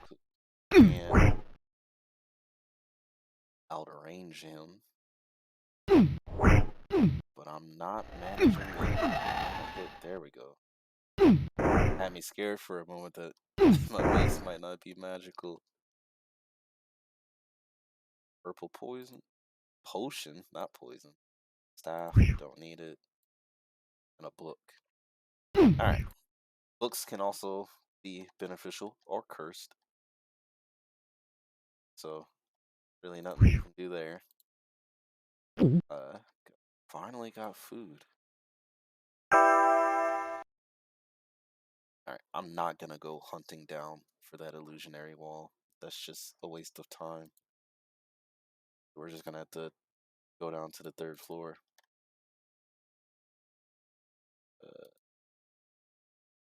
There, there, there.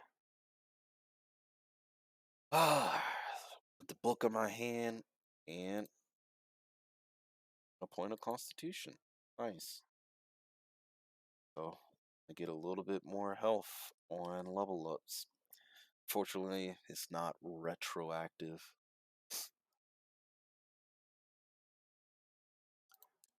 And 3rd floor.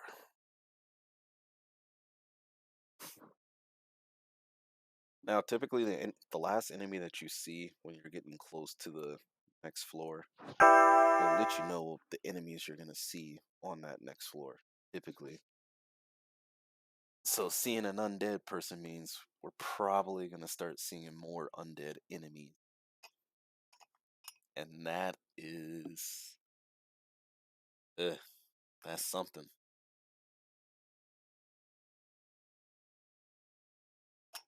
Also, for that point of strength that we just lost from that troglodyte hitting us. Uh, Fun fact about this game. All right, this point of strength that we just lost. The only way I can get that back is by resting for X amount of hours. Now, there are magical traps in this game, or magical areas in this game, and each magical area does something different. And the only time you're going to know you're in a magical area is down here, your character would say something in that yellow text. So, uh, say the strength training zones. Your character will say like, "Oh, my arms are growing heavier," and then once you move out of the area, let's say, "Oh, my arms now feel normal." Well, normal's a lie because you'll open up your character sheet and see that you've gone from 17 strength down to like 13, and the only way you can get that back is by resting. Problem is, if you are at full health as a martial character and you lost some points of strength, you cannot rest because the game thinks you're fully rested, you're at full HP. There's nothing wrong with you. It's only the only way you can get your strength back is by going and getting hurt by some enemy hitting you and then resting afterward. Whereas if you're a spellcaster though, and you lose points of whatever, and your full health, all you have to do is change out your spells. Go in there, unprepare a spell, prepare another one, then you hit rest, and the game thinks you're not fully rested because you're missing spells. And then as time goes by, you'll get your strength back. Now for this, I actually do want my strength back. And as you see, we're back up to 1883. And we didn't need to go back to full HP for that. It's just time based. But that time has to be resting. Again, specifically for the strength and dexterity one, or strength, because gauntlets can set your strength up to a higher limit and keep it there. You don't have to worry about resting. But if you don't got the gauntlets, yeah, you should probably rest or go get hurt and then rest.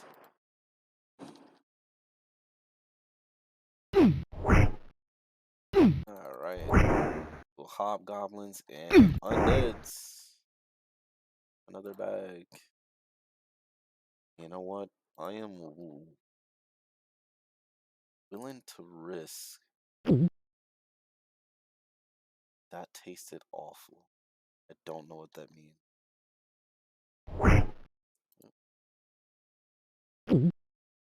Mildly refreshing. I don't think those potions did anything.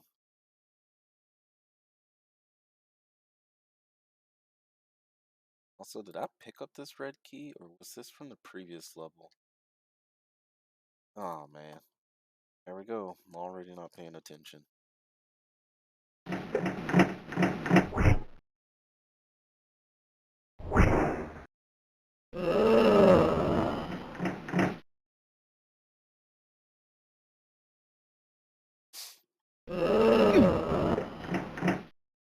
Some creatures do make sounds, so that sound right there pretty much means there's an enemy nearby. And for that sound specifically, an undead one, which is this guy.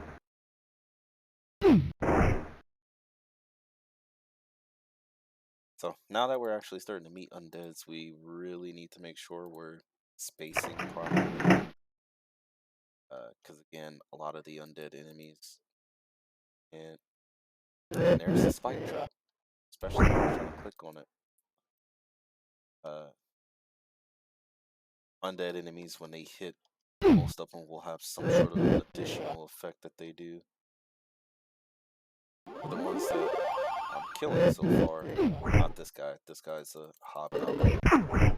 He just deals a lot of damage, and that's it. For the ones zombies that we've been seeing, hopefully we get another one and I can point them out. They can paralyze on hit, making you unable to use weapons. You can still throw stuff though, but just can't actually click your weapon slot. You're getting a lot of keys. This guy killed him too fast. But yeah, that guy, if he hits you, you're paralyzed. But he's also one of the slow ones. Super slow enemies, spacing them out's pretty.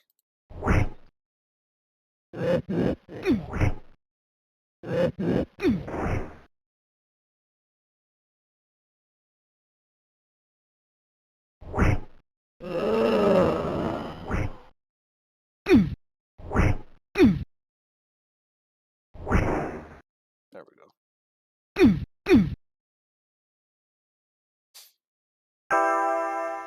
Oh, that was at the bottom of the map. Cool.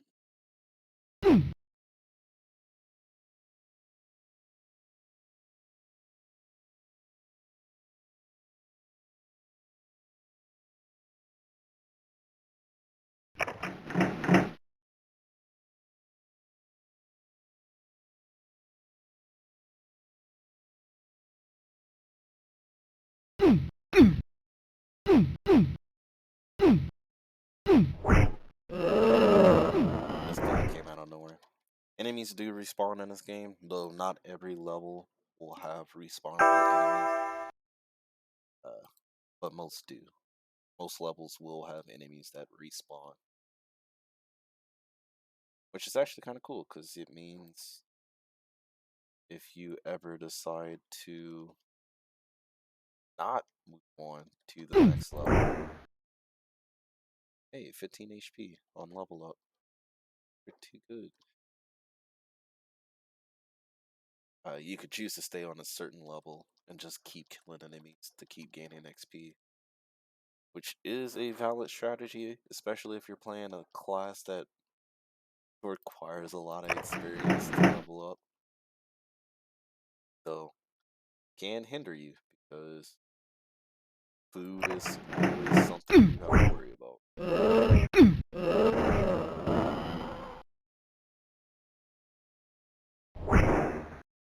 Typically, and maybe the next time I stream, if I play a cleric, I'll show you guys why I keep saying it's so good. But when you take the food equation out of it, and granted, you can do it with the settings too for any character,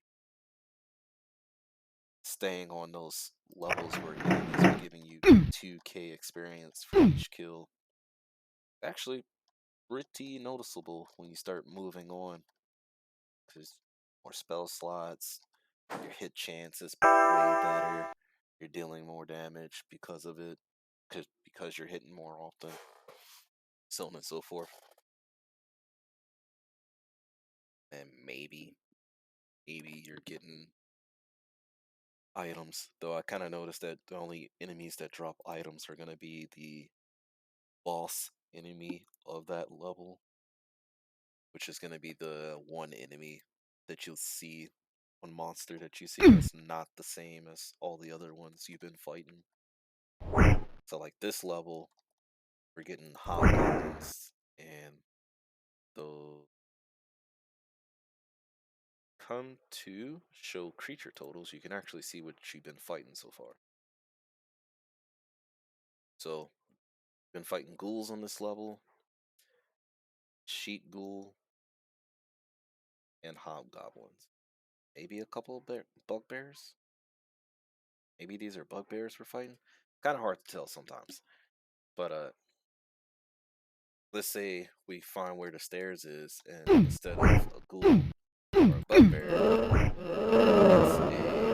a spirit, like a banshee. That would be the boss of this level. But then the next level, you would see more banshees floating around, and those won't give you any items. But the one on this current level, that's a banshee, when they die.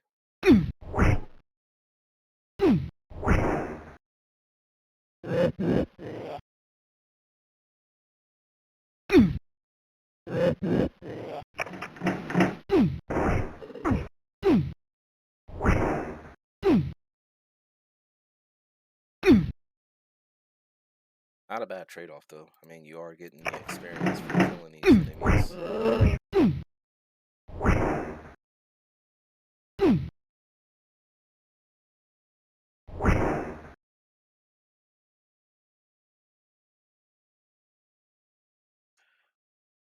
Which experience is ultimately kind of what you want the most of anyway.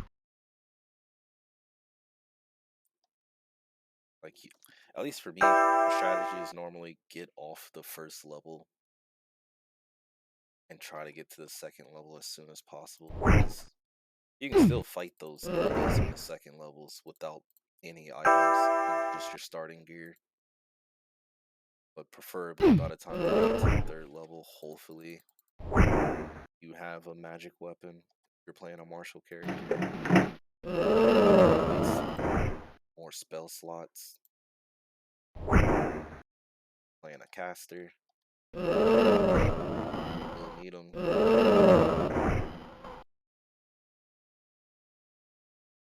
Got a chime. I know chimes are supposed to be magical and do something. This is my second time ever seeing one. I don't know exactly what their effects are.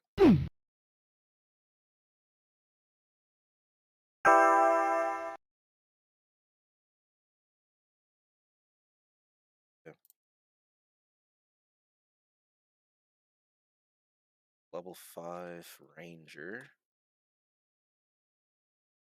We need a total of 36,000 to get to level 6. A total of 75,000 to get from 6 to 7. So there's going to be like a certain point if we can figure out our food situation where I would probably get to like level 4 or 5 and then chill there for a while, killing stuff. Push up to like level 8, 9.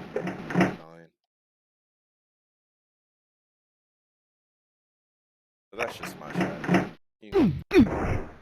Everyone plays differently.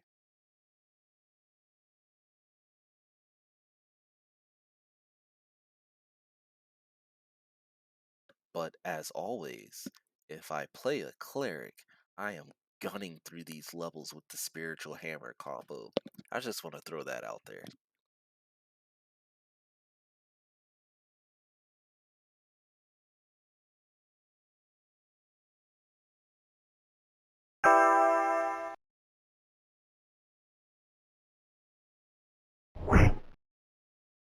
Saw that door icon on the map.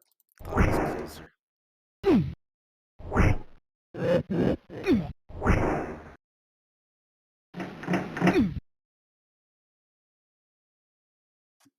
we have one key and some areas we. Oh man. And some areas we gotta go figure out. Alright. Once again, there's too much space that's open. So, there's an illusionary wall, multiple spots. And the only places I can think, which luckily sorta nearby. For down here, there's either an illusionary wall in this room or on this wall, dead end. Up top, you're looking at these walls here, these right here, maybe this one, but I highly doubt it. And it could be all of this.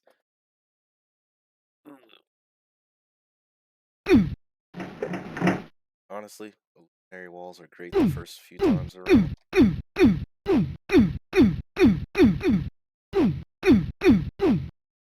But all the other times it really just irks me.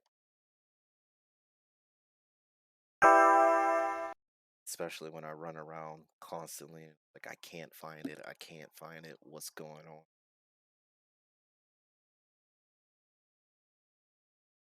Sometimes looking at these maps and trying to figure out like which direction did I just come from.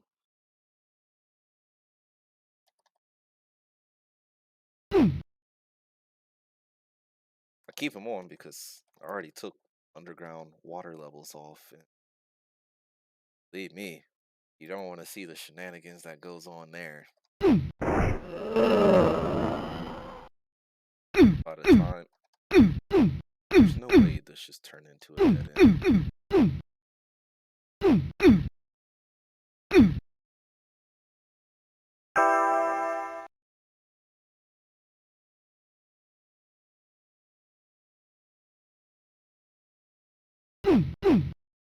Anyway, yeah, because underground, the underwater ones,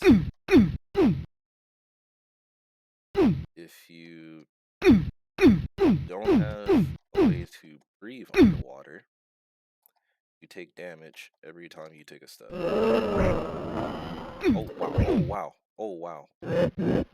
Intimidating. But yeah, every time you take a step, you take damage. Every time. And so. Sure.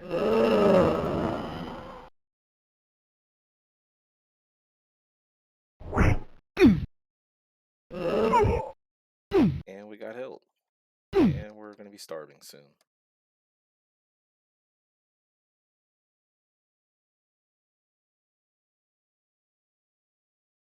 Game not really needed, but alright.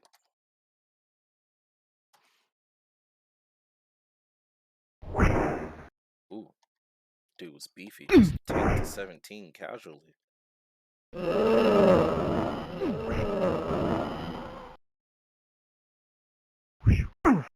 Oh, I ran into the rock. Once again, ran into my own weapon.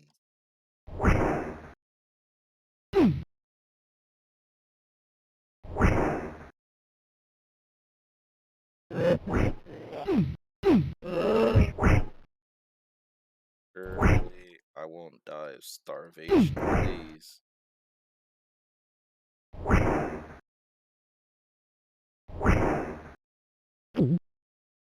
Still not enough food. This whole area is just one giant dead end. Alright. Well, at least we know the stairs aren't down here.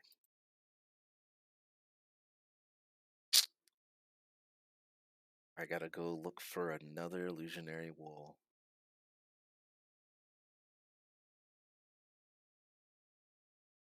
Okay, so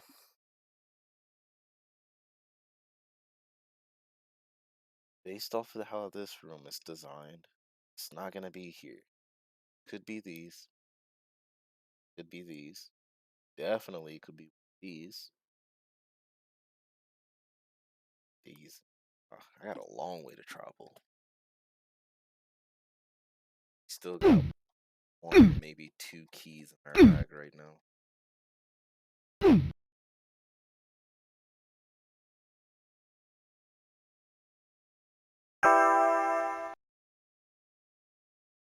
Alright. Gotta start slamming our face into the walls.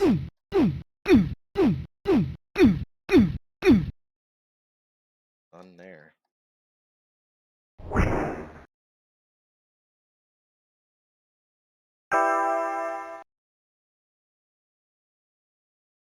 I am going the wrong way. Probably check the giant room first.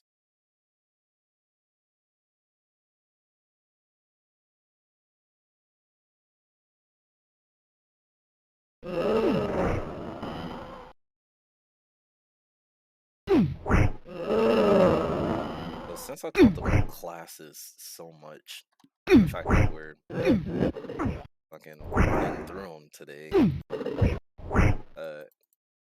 one thing that I actually do think is kind of funny is how you can take two games that uses the exact same system, right? Like this is just Dungeons and Dragons 2nd edition. Cool.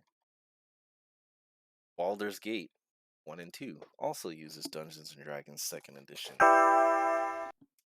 But class strength is completely different in both games. And what I mean by that is like what classes are more valuable overall. And like tier lists. Like if you was to make a tier list of these classes in both games, certain classes are going to be tiered differently. And I say that only because like if you play without changing any of the rules and you play on moderate, which is what we're pretty much playing on, just with harder enemies and slightly more enemies, I think. Man, these martial classes just can't catch a break. But then you get a class like cleric, and it's the god tier class, and all of its multi-class variants are god tier too. But you go look at Baldur's Gate, and it can almost be like the opposite at times, where the vast majority of times fighters are going to be your S tier class, but then and clerics are good, maybe A tier, sometimes S, but not really. I don't know. It's just funny. Same system, but depending on the game and how it's played, tier list is different. There actually is a tier list for Baldur's Gate 1 and 2, made by a guy named DeVeyorn. It's like a 4-hour video because he goes through every single class, multi-class, and dual class combination there is. And it's an interesting watch. It's a hilarious watch, to be honest.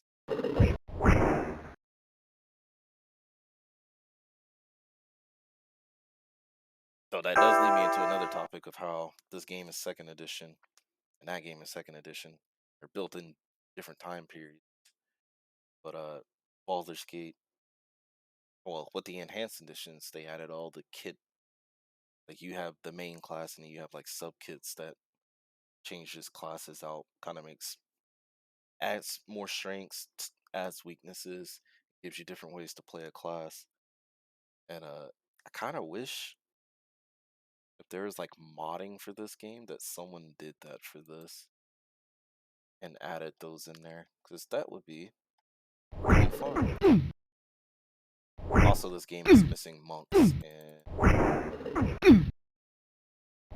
it would be a martial class, so it wouldn't be all that great, to be honest. But it would still be fun. It would still be fun. Honestly, could just make a fighter and just not use weapons and go around punching people. But at a certain point, you would have to put on a weapon because you wouldn't be able to hit undeads. Most undead and some of the non-undead enemies, like shambling mounds. Alright. Put a token in there to heal. That's great. But still gotta find this wall.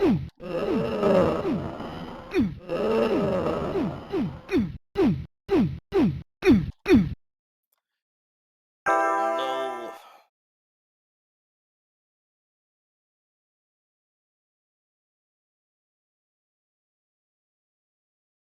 I swear it's gonna be no, because this comes out. Did I just get another impossible room? Bruh, ain't no way.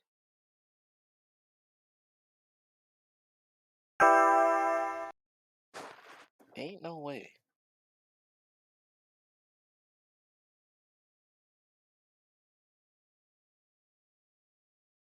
Nah. It has to be me.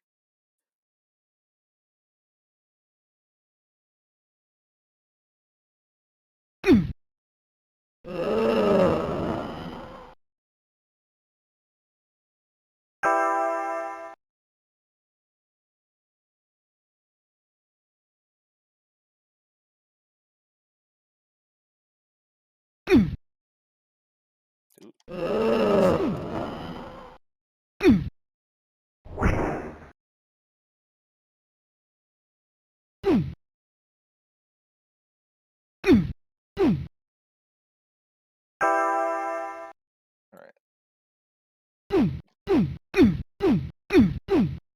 Nothing there.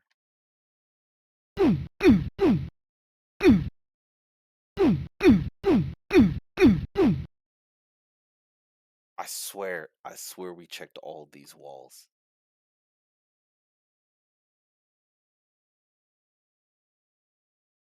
Anyway, as I go on to hate about illusionary walls, parchment papers are never curse or magicals. They're just tidbits. Books, actual books are magical and whatnot, but parchment papers aren't. All they do is just give you some hints. Lone fighter, place such as this would need a scrying glass to identify the various magical items. That's it. Sometimes you'll get stuff where it'll be like they'll tell you, hey, if you're fighting a shambling Mal, you should probably use a magical weapon. in a more written, like someone took notes of this. On the morrow, or on the yesterday, I fought a creature who could not be affected by normal iron. It'd be like stuff like that. Usually 2 sentences of, hey, I ran into this situation. You should probably do this. Now, sometimes though, the parchment papers. Oh man. Oh no. Okay. Sometimes parchment papers can continue off one another. So one of them will begin something, and then if you find another one later, it will continue what was being said, and we are trapped. As long as we don't get hit again, we're fine. There we go. And iron rations. Alright. Oh, there's 3 states of rations in the games. You got regular iron. I forget what this is, like small rations though.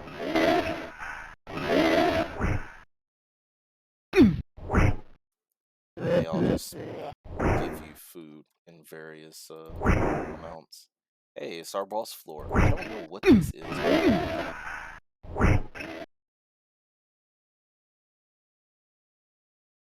think it's supposed to be like a tabaxi, like the little cat folk do. All I know is it's also super fast. Attacks pretty much the same rate you can attack. So you can try kiting it, but like you can also try hitting it. Okay, taking off the shield. Yo, what is going on? I still have 18 strength. Oh no, there we go. Oh, that's not where we want to go.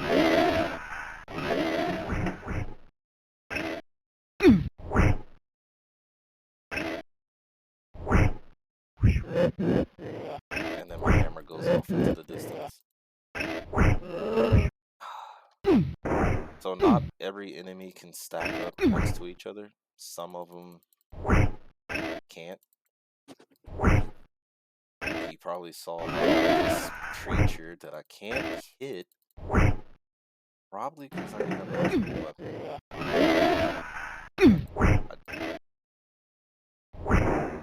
Okay. So we're hitting now. Jeez. Alright.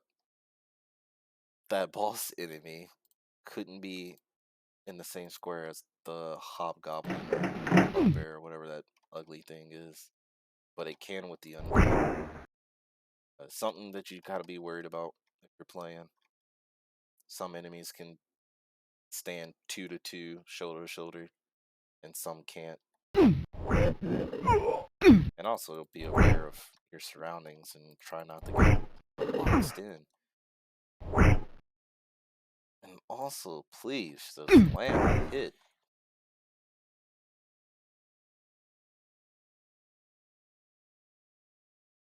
So here's one that makes it seem like it continued, and I ran into the wall and got rid of the message. But that's what I meant. Alright. 1811, 1818, 1911. Armor class 3. Let's see what this emerald ring does. 11, 18. And if I can take it off, cool, it's not cursed. Just don't know what it does. Alright.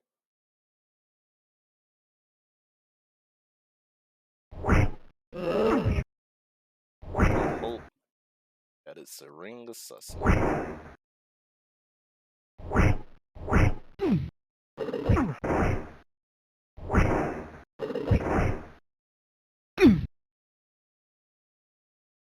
Only way way to find that out is by resting. And it's not. Alright.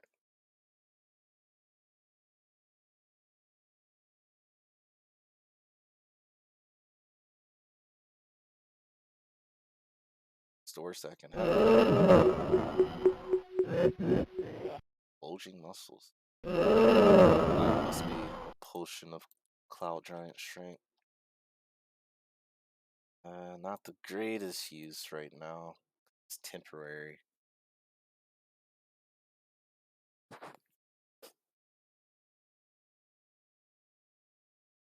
Oh wow. Oh wow. I've never seen that enemy before. Alright. Pick up that key. I know for a fact this key's useless.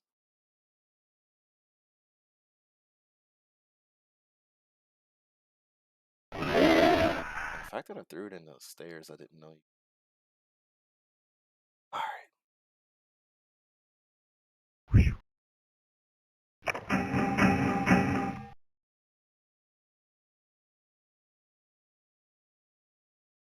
Forgot to look up what that creature was earlier.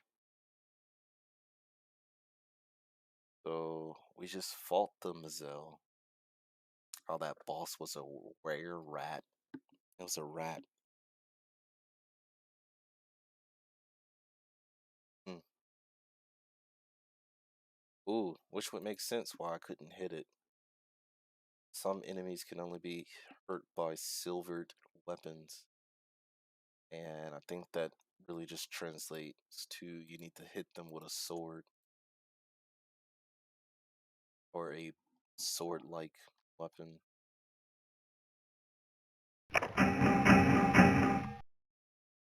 And can't really confirm that other than the fact that you hit him with a sword and not with the Morning Star.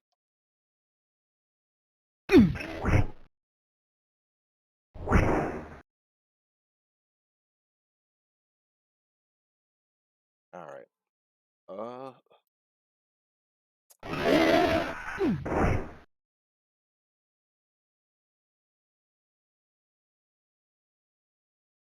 Really need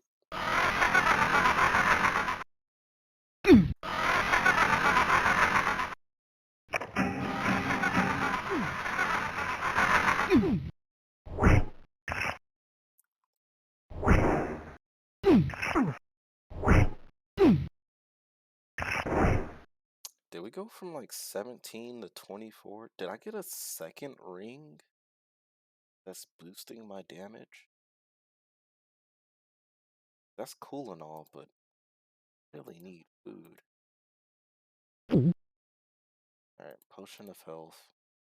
We'll take it.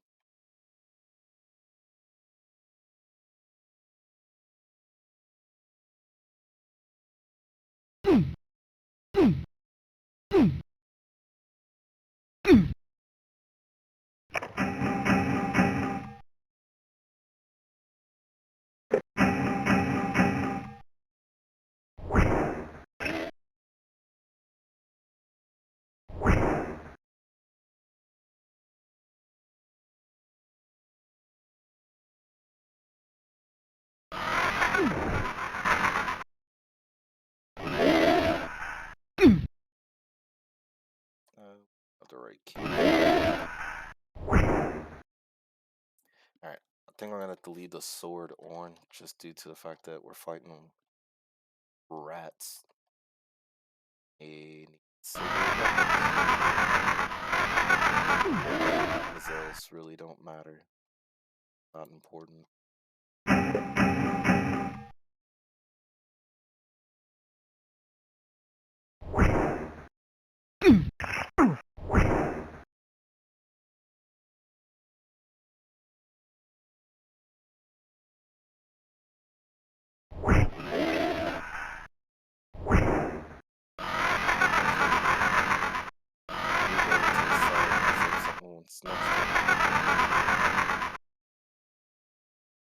Here's. I don't know the Chimera could breathe fire there. So it's just letting you know that if you see a Chimera, protection spell. But we're a ranger. We don't have those things.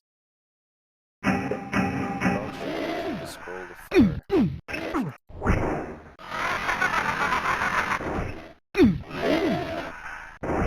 Alright. So far we're getting lucky. Either that or these enemies really don't have any effects that harm us when they hit. But staying this low on HP is a risk, so the god is gonna destroy our food meter.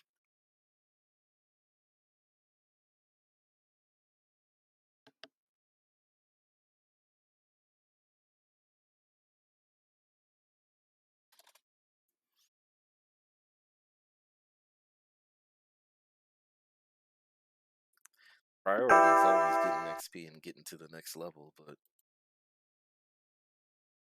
or the goal. We don't keep getting our sources of food.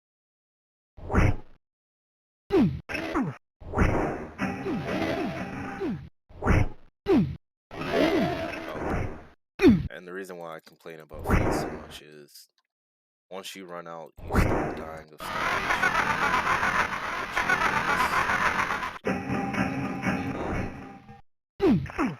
like every 24 hours in game, every like X amount of time, your character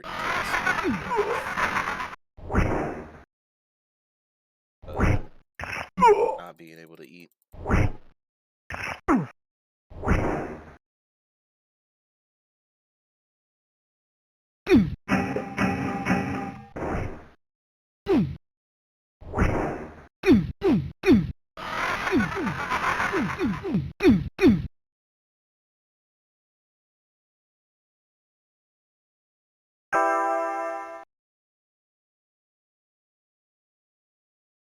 What was that door up there?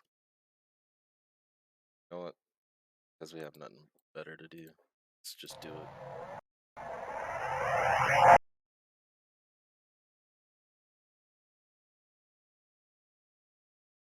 only get so many charges though.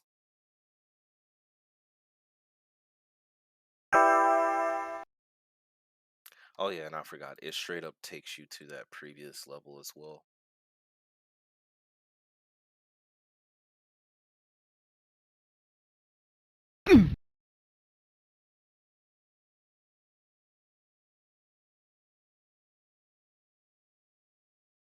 There is a way to like speed up this game. I would do it immediately. Because sometimes it just can't keep up. Spike trap. And a key to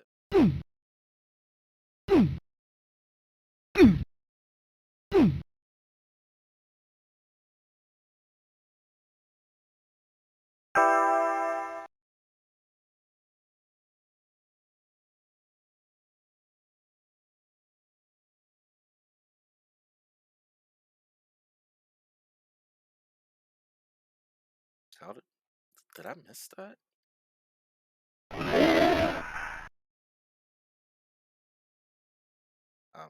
Must be sleeping while I'm dungeon crawling for a good combination.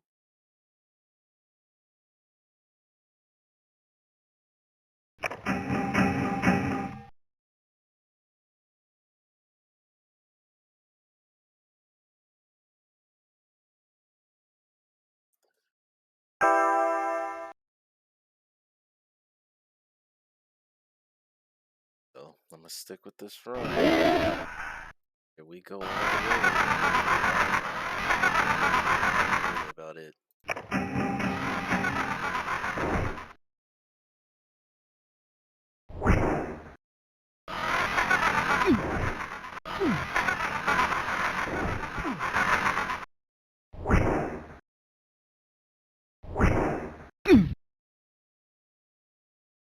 Part of my brain is saying like, just throw the run.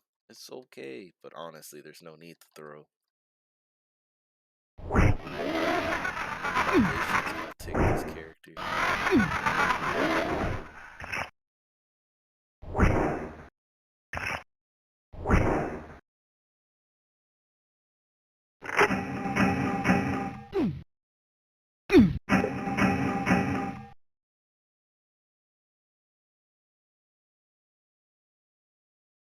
robe. Oh, the robe doesn't matter. Please be good. Oh my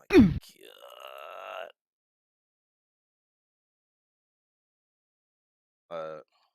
Reason I say robes don't matter is, well, we're a ranger. We don't need robes. They can be magical. I think armors can also be cursed.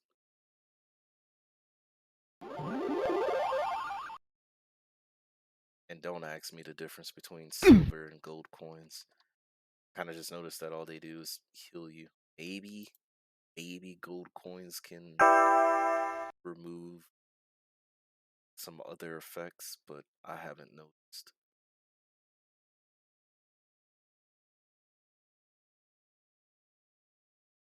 The only thing I noticed is it just fully, which is still nice. Keep us from starving to death for some time. Hey.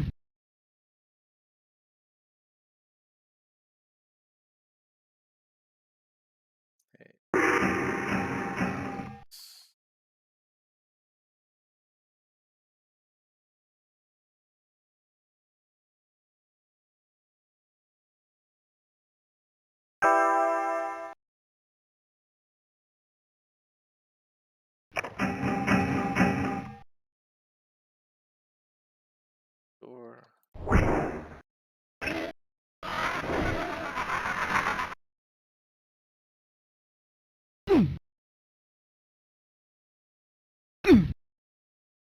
Oh, we are actually out of food now. Nice. Well, not nice, but start seeing the effects of starvation. Also, depending on the layout of this down here, there might have been an illusionary wall up here. If that is the case, I'll just use the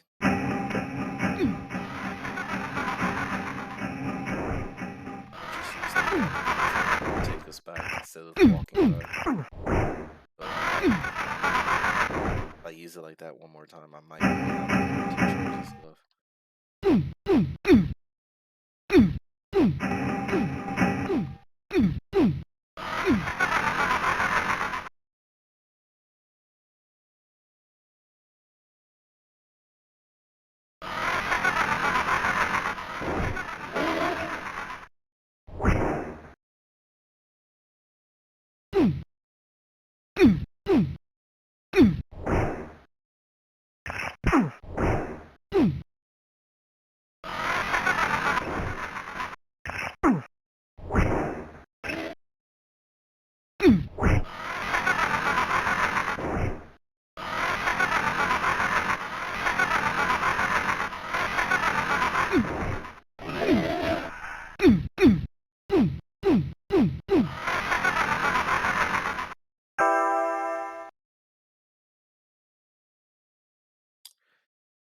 And the fact that it did this, there's an illusionary wall over there.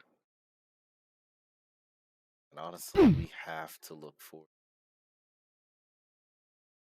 it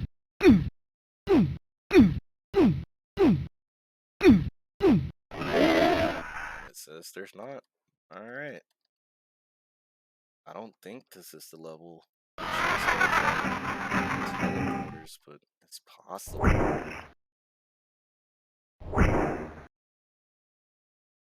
Which teleporters only take you to another area within the same map. So the same level. Oh wow,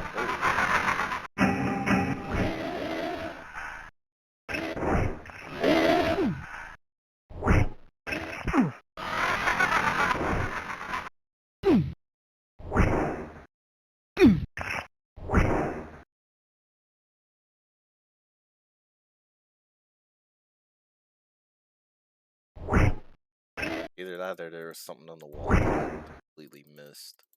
Which is possible, but there it is. There's the teleporter.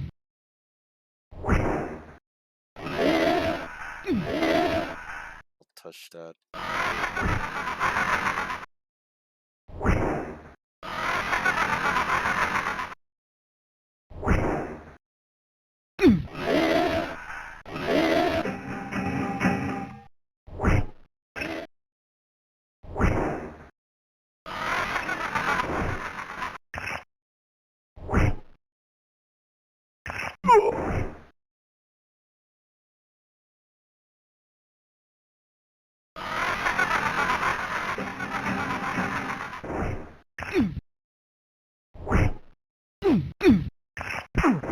Oh, and I'm sandwiched. Boxed in. Okay.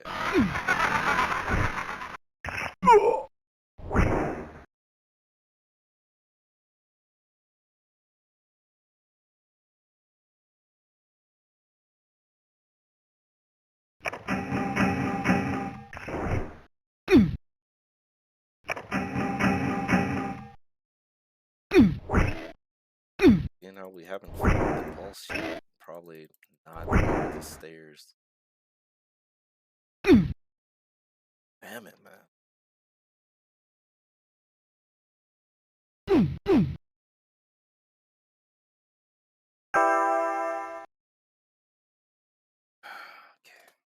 Let's look at this. Let's look at what the map's telling me. So, the map is telling me no illusionary walls over here. Which means the teleporter has to take me from here to here. Or here to here.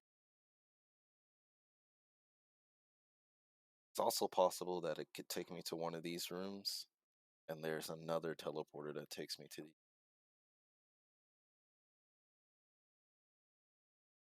the.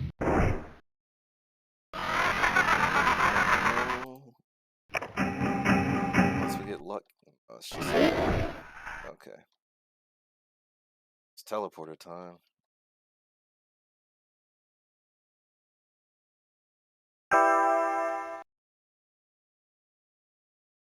Wait a minute. Yeah, I gotta run up this hallway.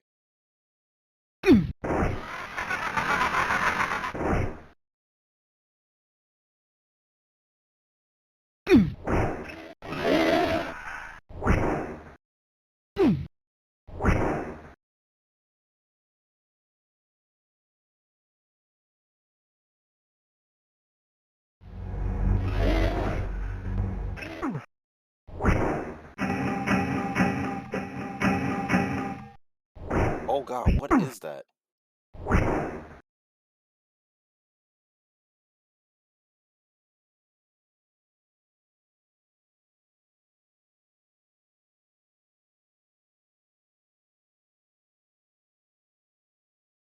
I don't know what that was, but it had to been the boss.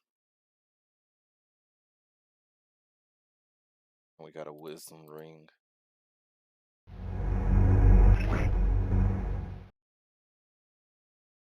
An ion stone. Hopefully it's good.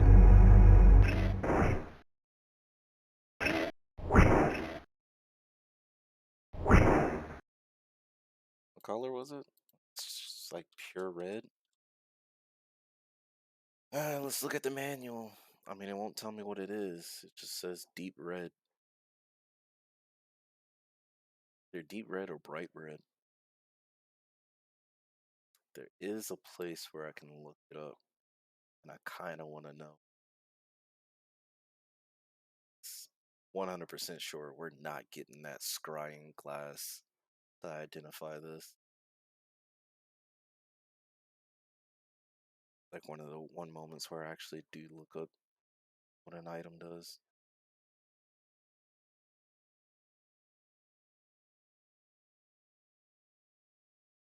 Okay, so one of them could be good, the other one's completely useless. I think we got a completely useless one. It says deep red can be +1 dexterity, but a bright red gives you dark vision.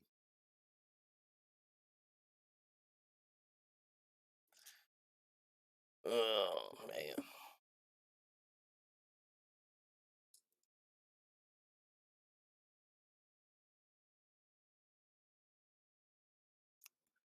Well, on the bright side though,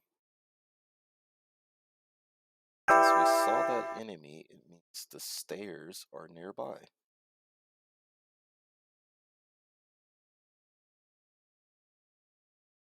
And there it is. Double teleporter.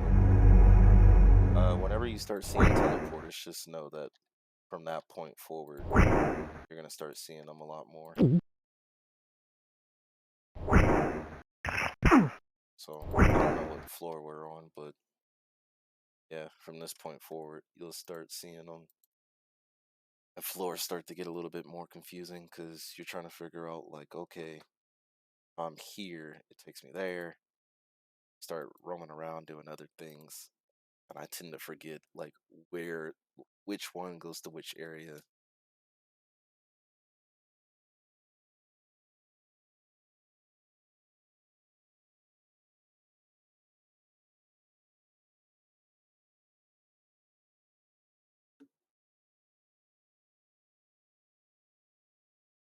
Oh shit, what is that? What is that? I've never seen that before.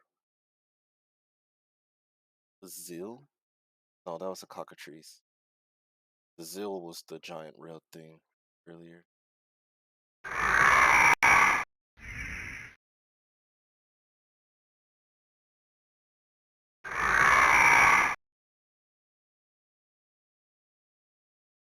I'm gonna leave that door be for now.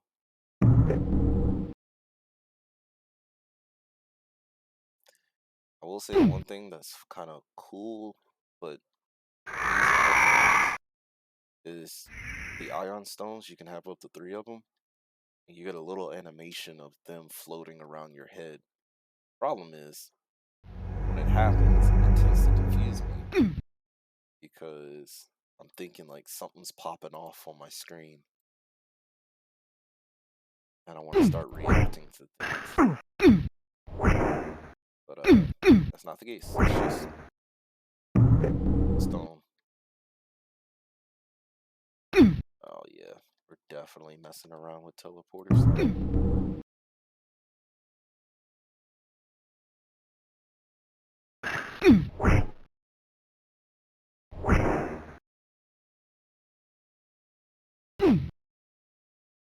Wish it gave me the option of one or the other. Like, hey, do you want illusionary walls or do you want teleporters? I would rather do illusionary walls.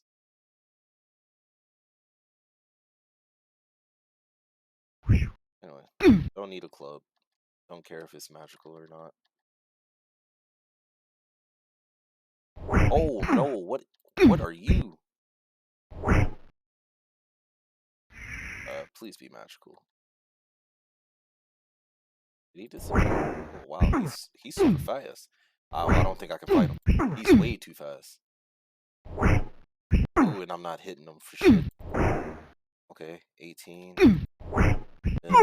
I think this is it.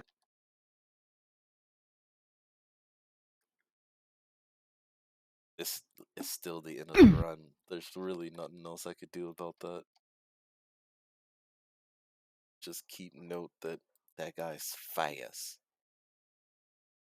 Ghost Warrior.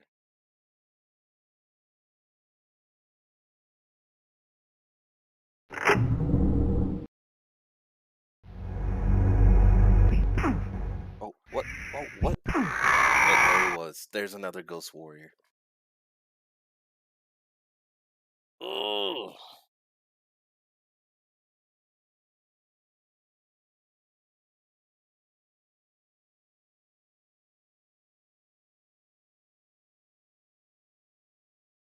3 runs, 3 deaths in 3 hours. Little under 3 hours. first one smiles, dies to her own hammer, which is why she's not on this high score. And I know that for a fact because the character Hammer that I created died by that orc and getting boxed in, and he's on the list. Then Box dying to the Ghost Warrior. All right. I think further runs, I'm keeping the monster difficulty where it's at. I think that's a smart choice. Plus, I'm starting to see more enemies that I haven't been seeing when I was playing this by myself. Because when I was playing by myself, like I was getting a lot of undead enemies, a lot of undead enemies on a normal run. And the one time I got to the underwater level, I was facing underwater like elementals. So yeah, turning that off. Because the underwater level, all you're really gonna see is the underwater elementals. And there's two of them. There's a weaker one and there's a strong one. The weaker one's fast but doesn't hit hard. The stronger one, it's hard, like average out 20 points of damage per hit, but moves really slow. That's it. You're not really missing anything. So yeah, turning that off and playing with higher enemies and fucking getting bodied by a ghost warrior is definitely where it's at. Also, fun fact: all of these other ones are not my characters. If you was to buy this game and play it, your high score list is just filled in randomly. I can actually completely reset this game, like get rid of all my data and play again, and all of these will typically be different. Though the highest one on here will be someone winning on level 13, from what I noticed. Or maybe it is the same every time. Honestly, I don't know. I like some of these names though. Jojo, Remy Roro, Still Life, Randy Cosmo, Mario, Nova. Of course, the one person that wins is Nova. And I do like the Futurama reference, JJ Farnsworth. So the description on that one went insane on floor 9. I don't know anything yet that makes you insane.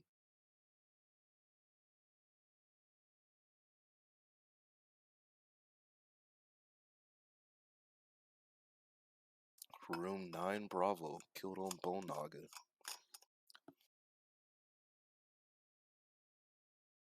Alright. I don't think I'm doing another run today. I mean, those were hilarious and frustrating.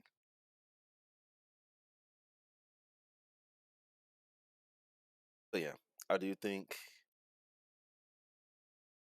monster difficulty, wherever I had it set today, good. I think that actually did make the game pretty pretty good, pretty challenging. Though I don't want to set it too higher because it can actually have a negative effect in the sense of if you put monster density too high but leave monster strengths at normal, or you put the monster density at normal but monster strength super high, it can actually just end up meaning that you're fighting harder monsters sooner. And if you're able to kill those monsters, you're still going to get the experience of that monster of what it's worth. Doesn't matter if you fought it on level 2 or not. And that can end up just power leveling you on the first few floors. And then by the time you get to the mid level floors and later floors, it doesn't even matter. You're already like in the teens by that point.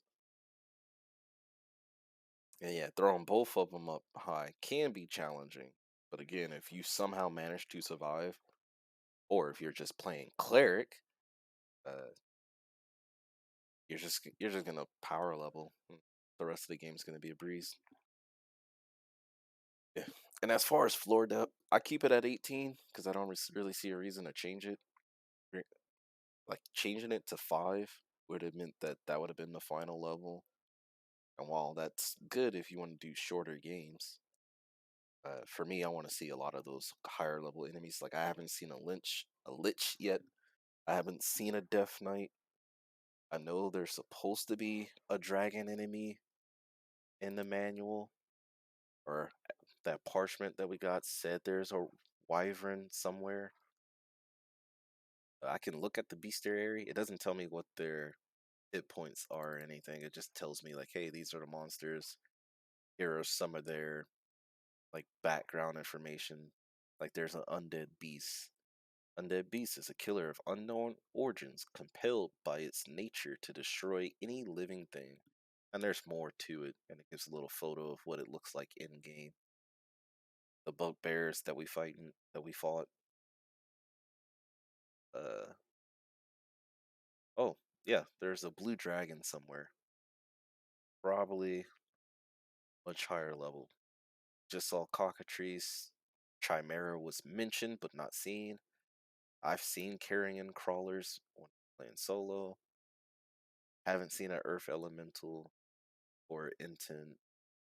Think I've seen a gargoyle once. I've seen minotaurs, groaning spirits, which is the banshees, goblins, which is always like level one, floor one. You're always going to see a goblin.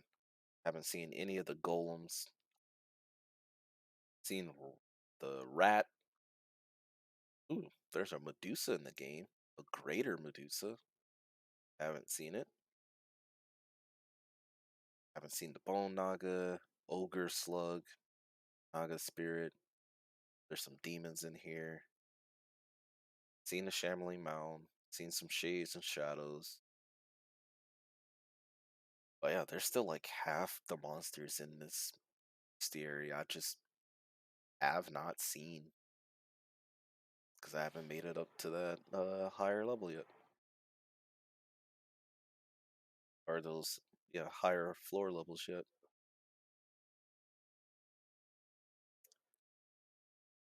Also, I don't think this beast area is showing me everything because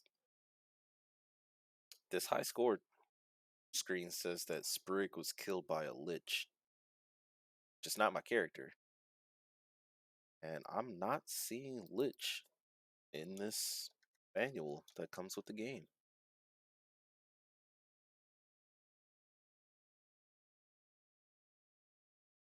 There's a spell called Lich Touch. Hmm. Yeah, maybe there's hidden enemies that's not in the book. Okay, so anyway, here's what we're gonna do. I'm gonna end the stream because did a lot, learned a lot, killed myself with the hammer. Now I know not to throw things anymore. But let's see, we did thief. It went as horribly as I thought. Paladin, I was not expecting to die like that by its own hammer. That that just had to be the most righteous hammer throw ever. We did Ranger, which got farther than what I expected, but that dual wielding nonsense it says in this manual appears not to be true. We'll probably have to test that out later. That might have to be a run where I take the treasure meter and turn it all the way up and see what weapons actually do allow you to do and if it applies to other classes. Alright. So I am thinking that tomorrow, probably starting roughly around the same time of when this stream started, we'll skip the fighter for now because honestly, it's just gonna play the exact same as the ranger. There's no difference. But if we do play those martial characters again, changing the food consumption rate or the food availability rate compensate for them not being able to survive. But I don't want to make it to the point where I'm getting the food nonstop and I can just rest whenever.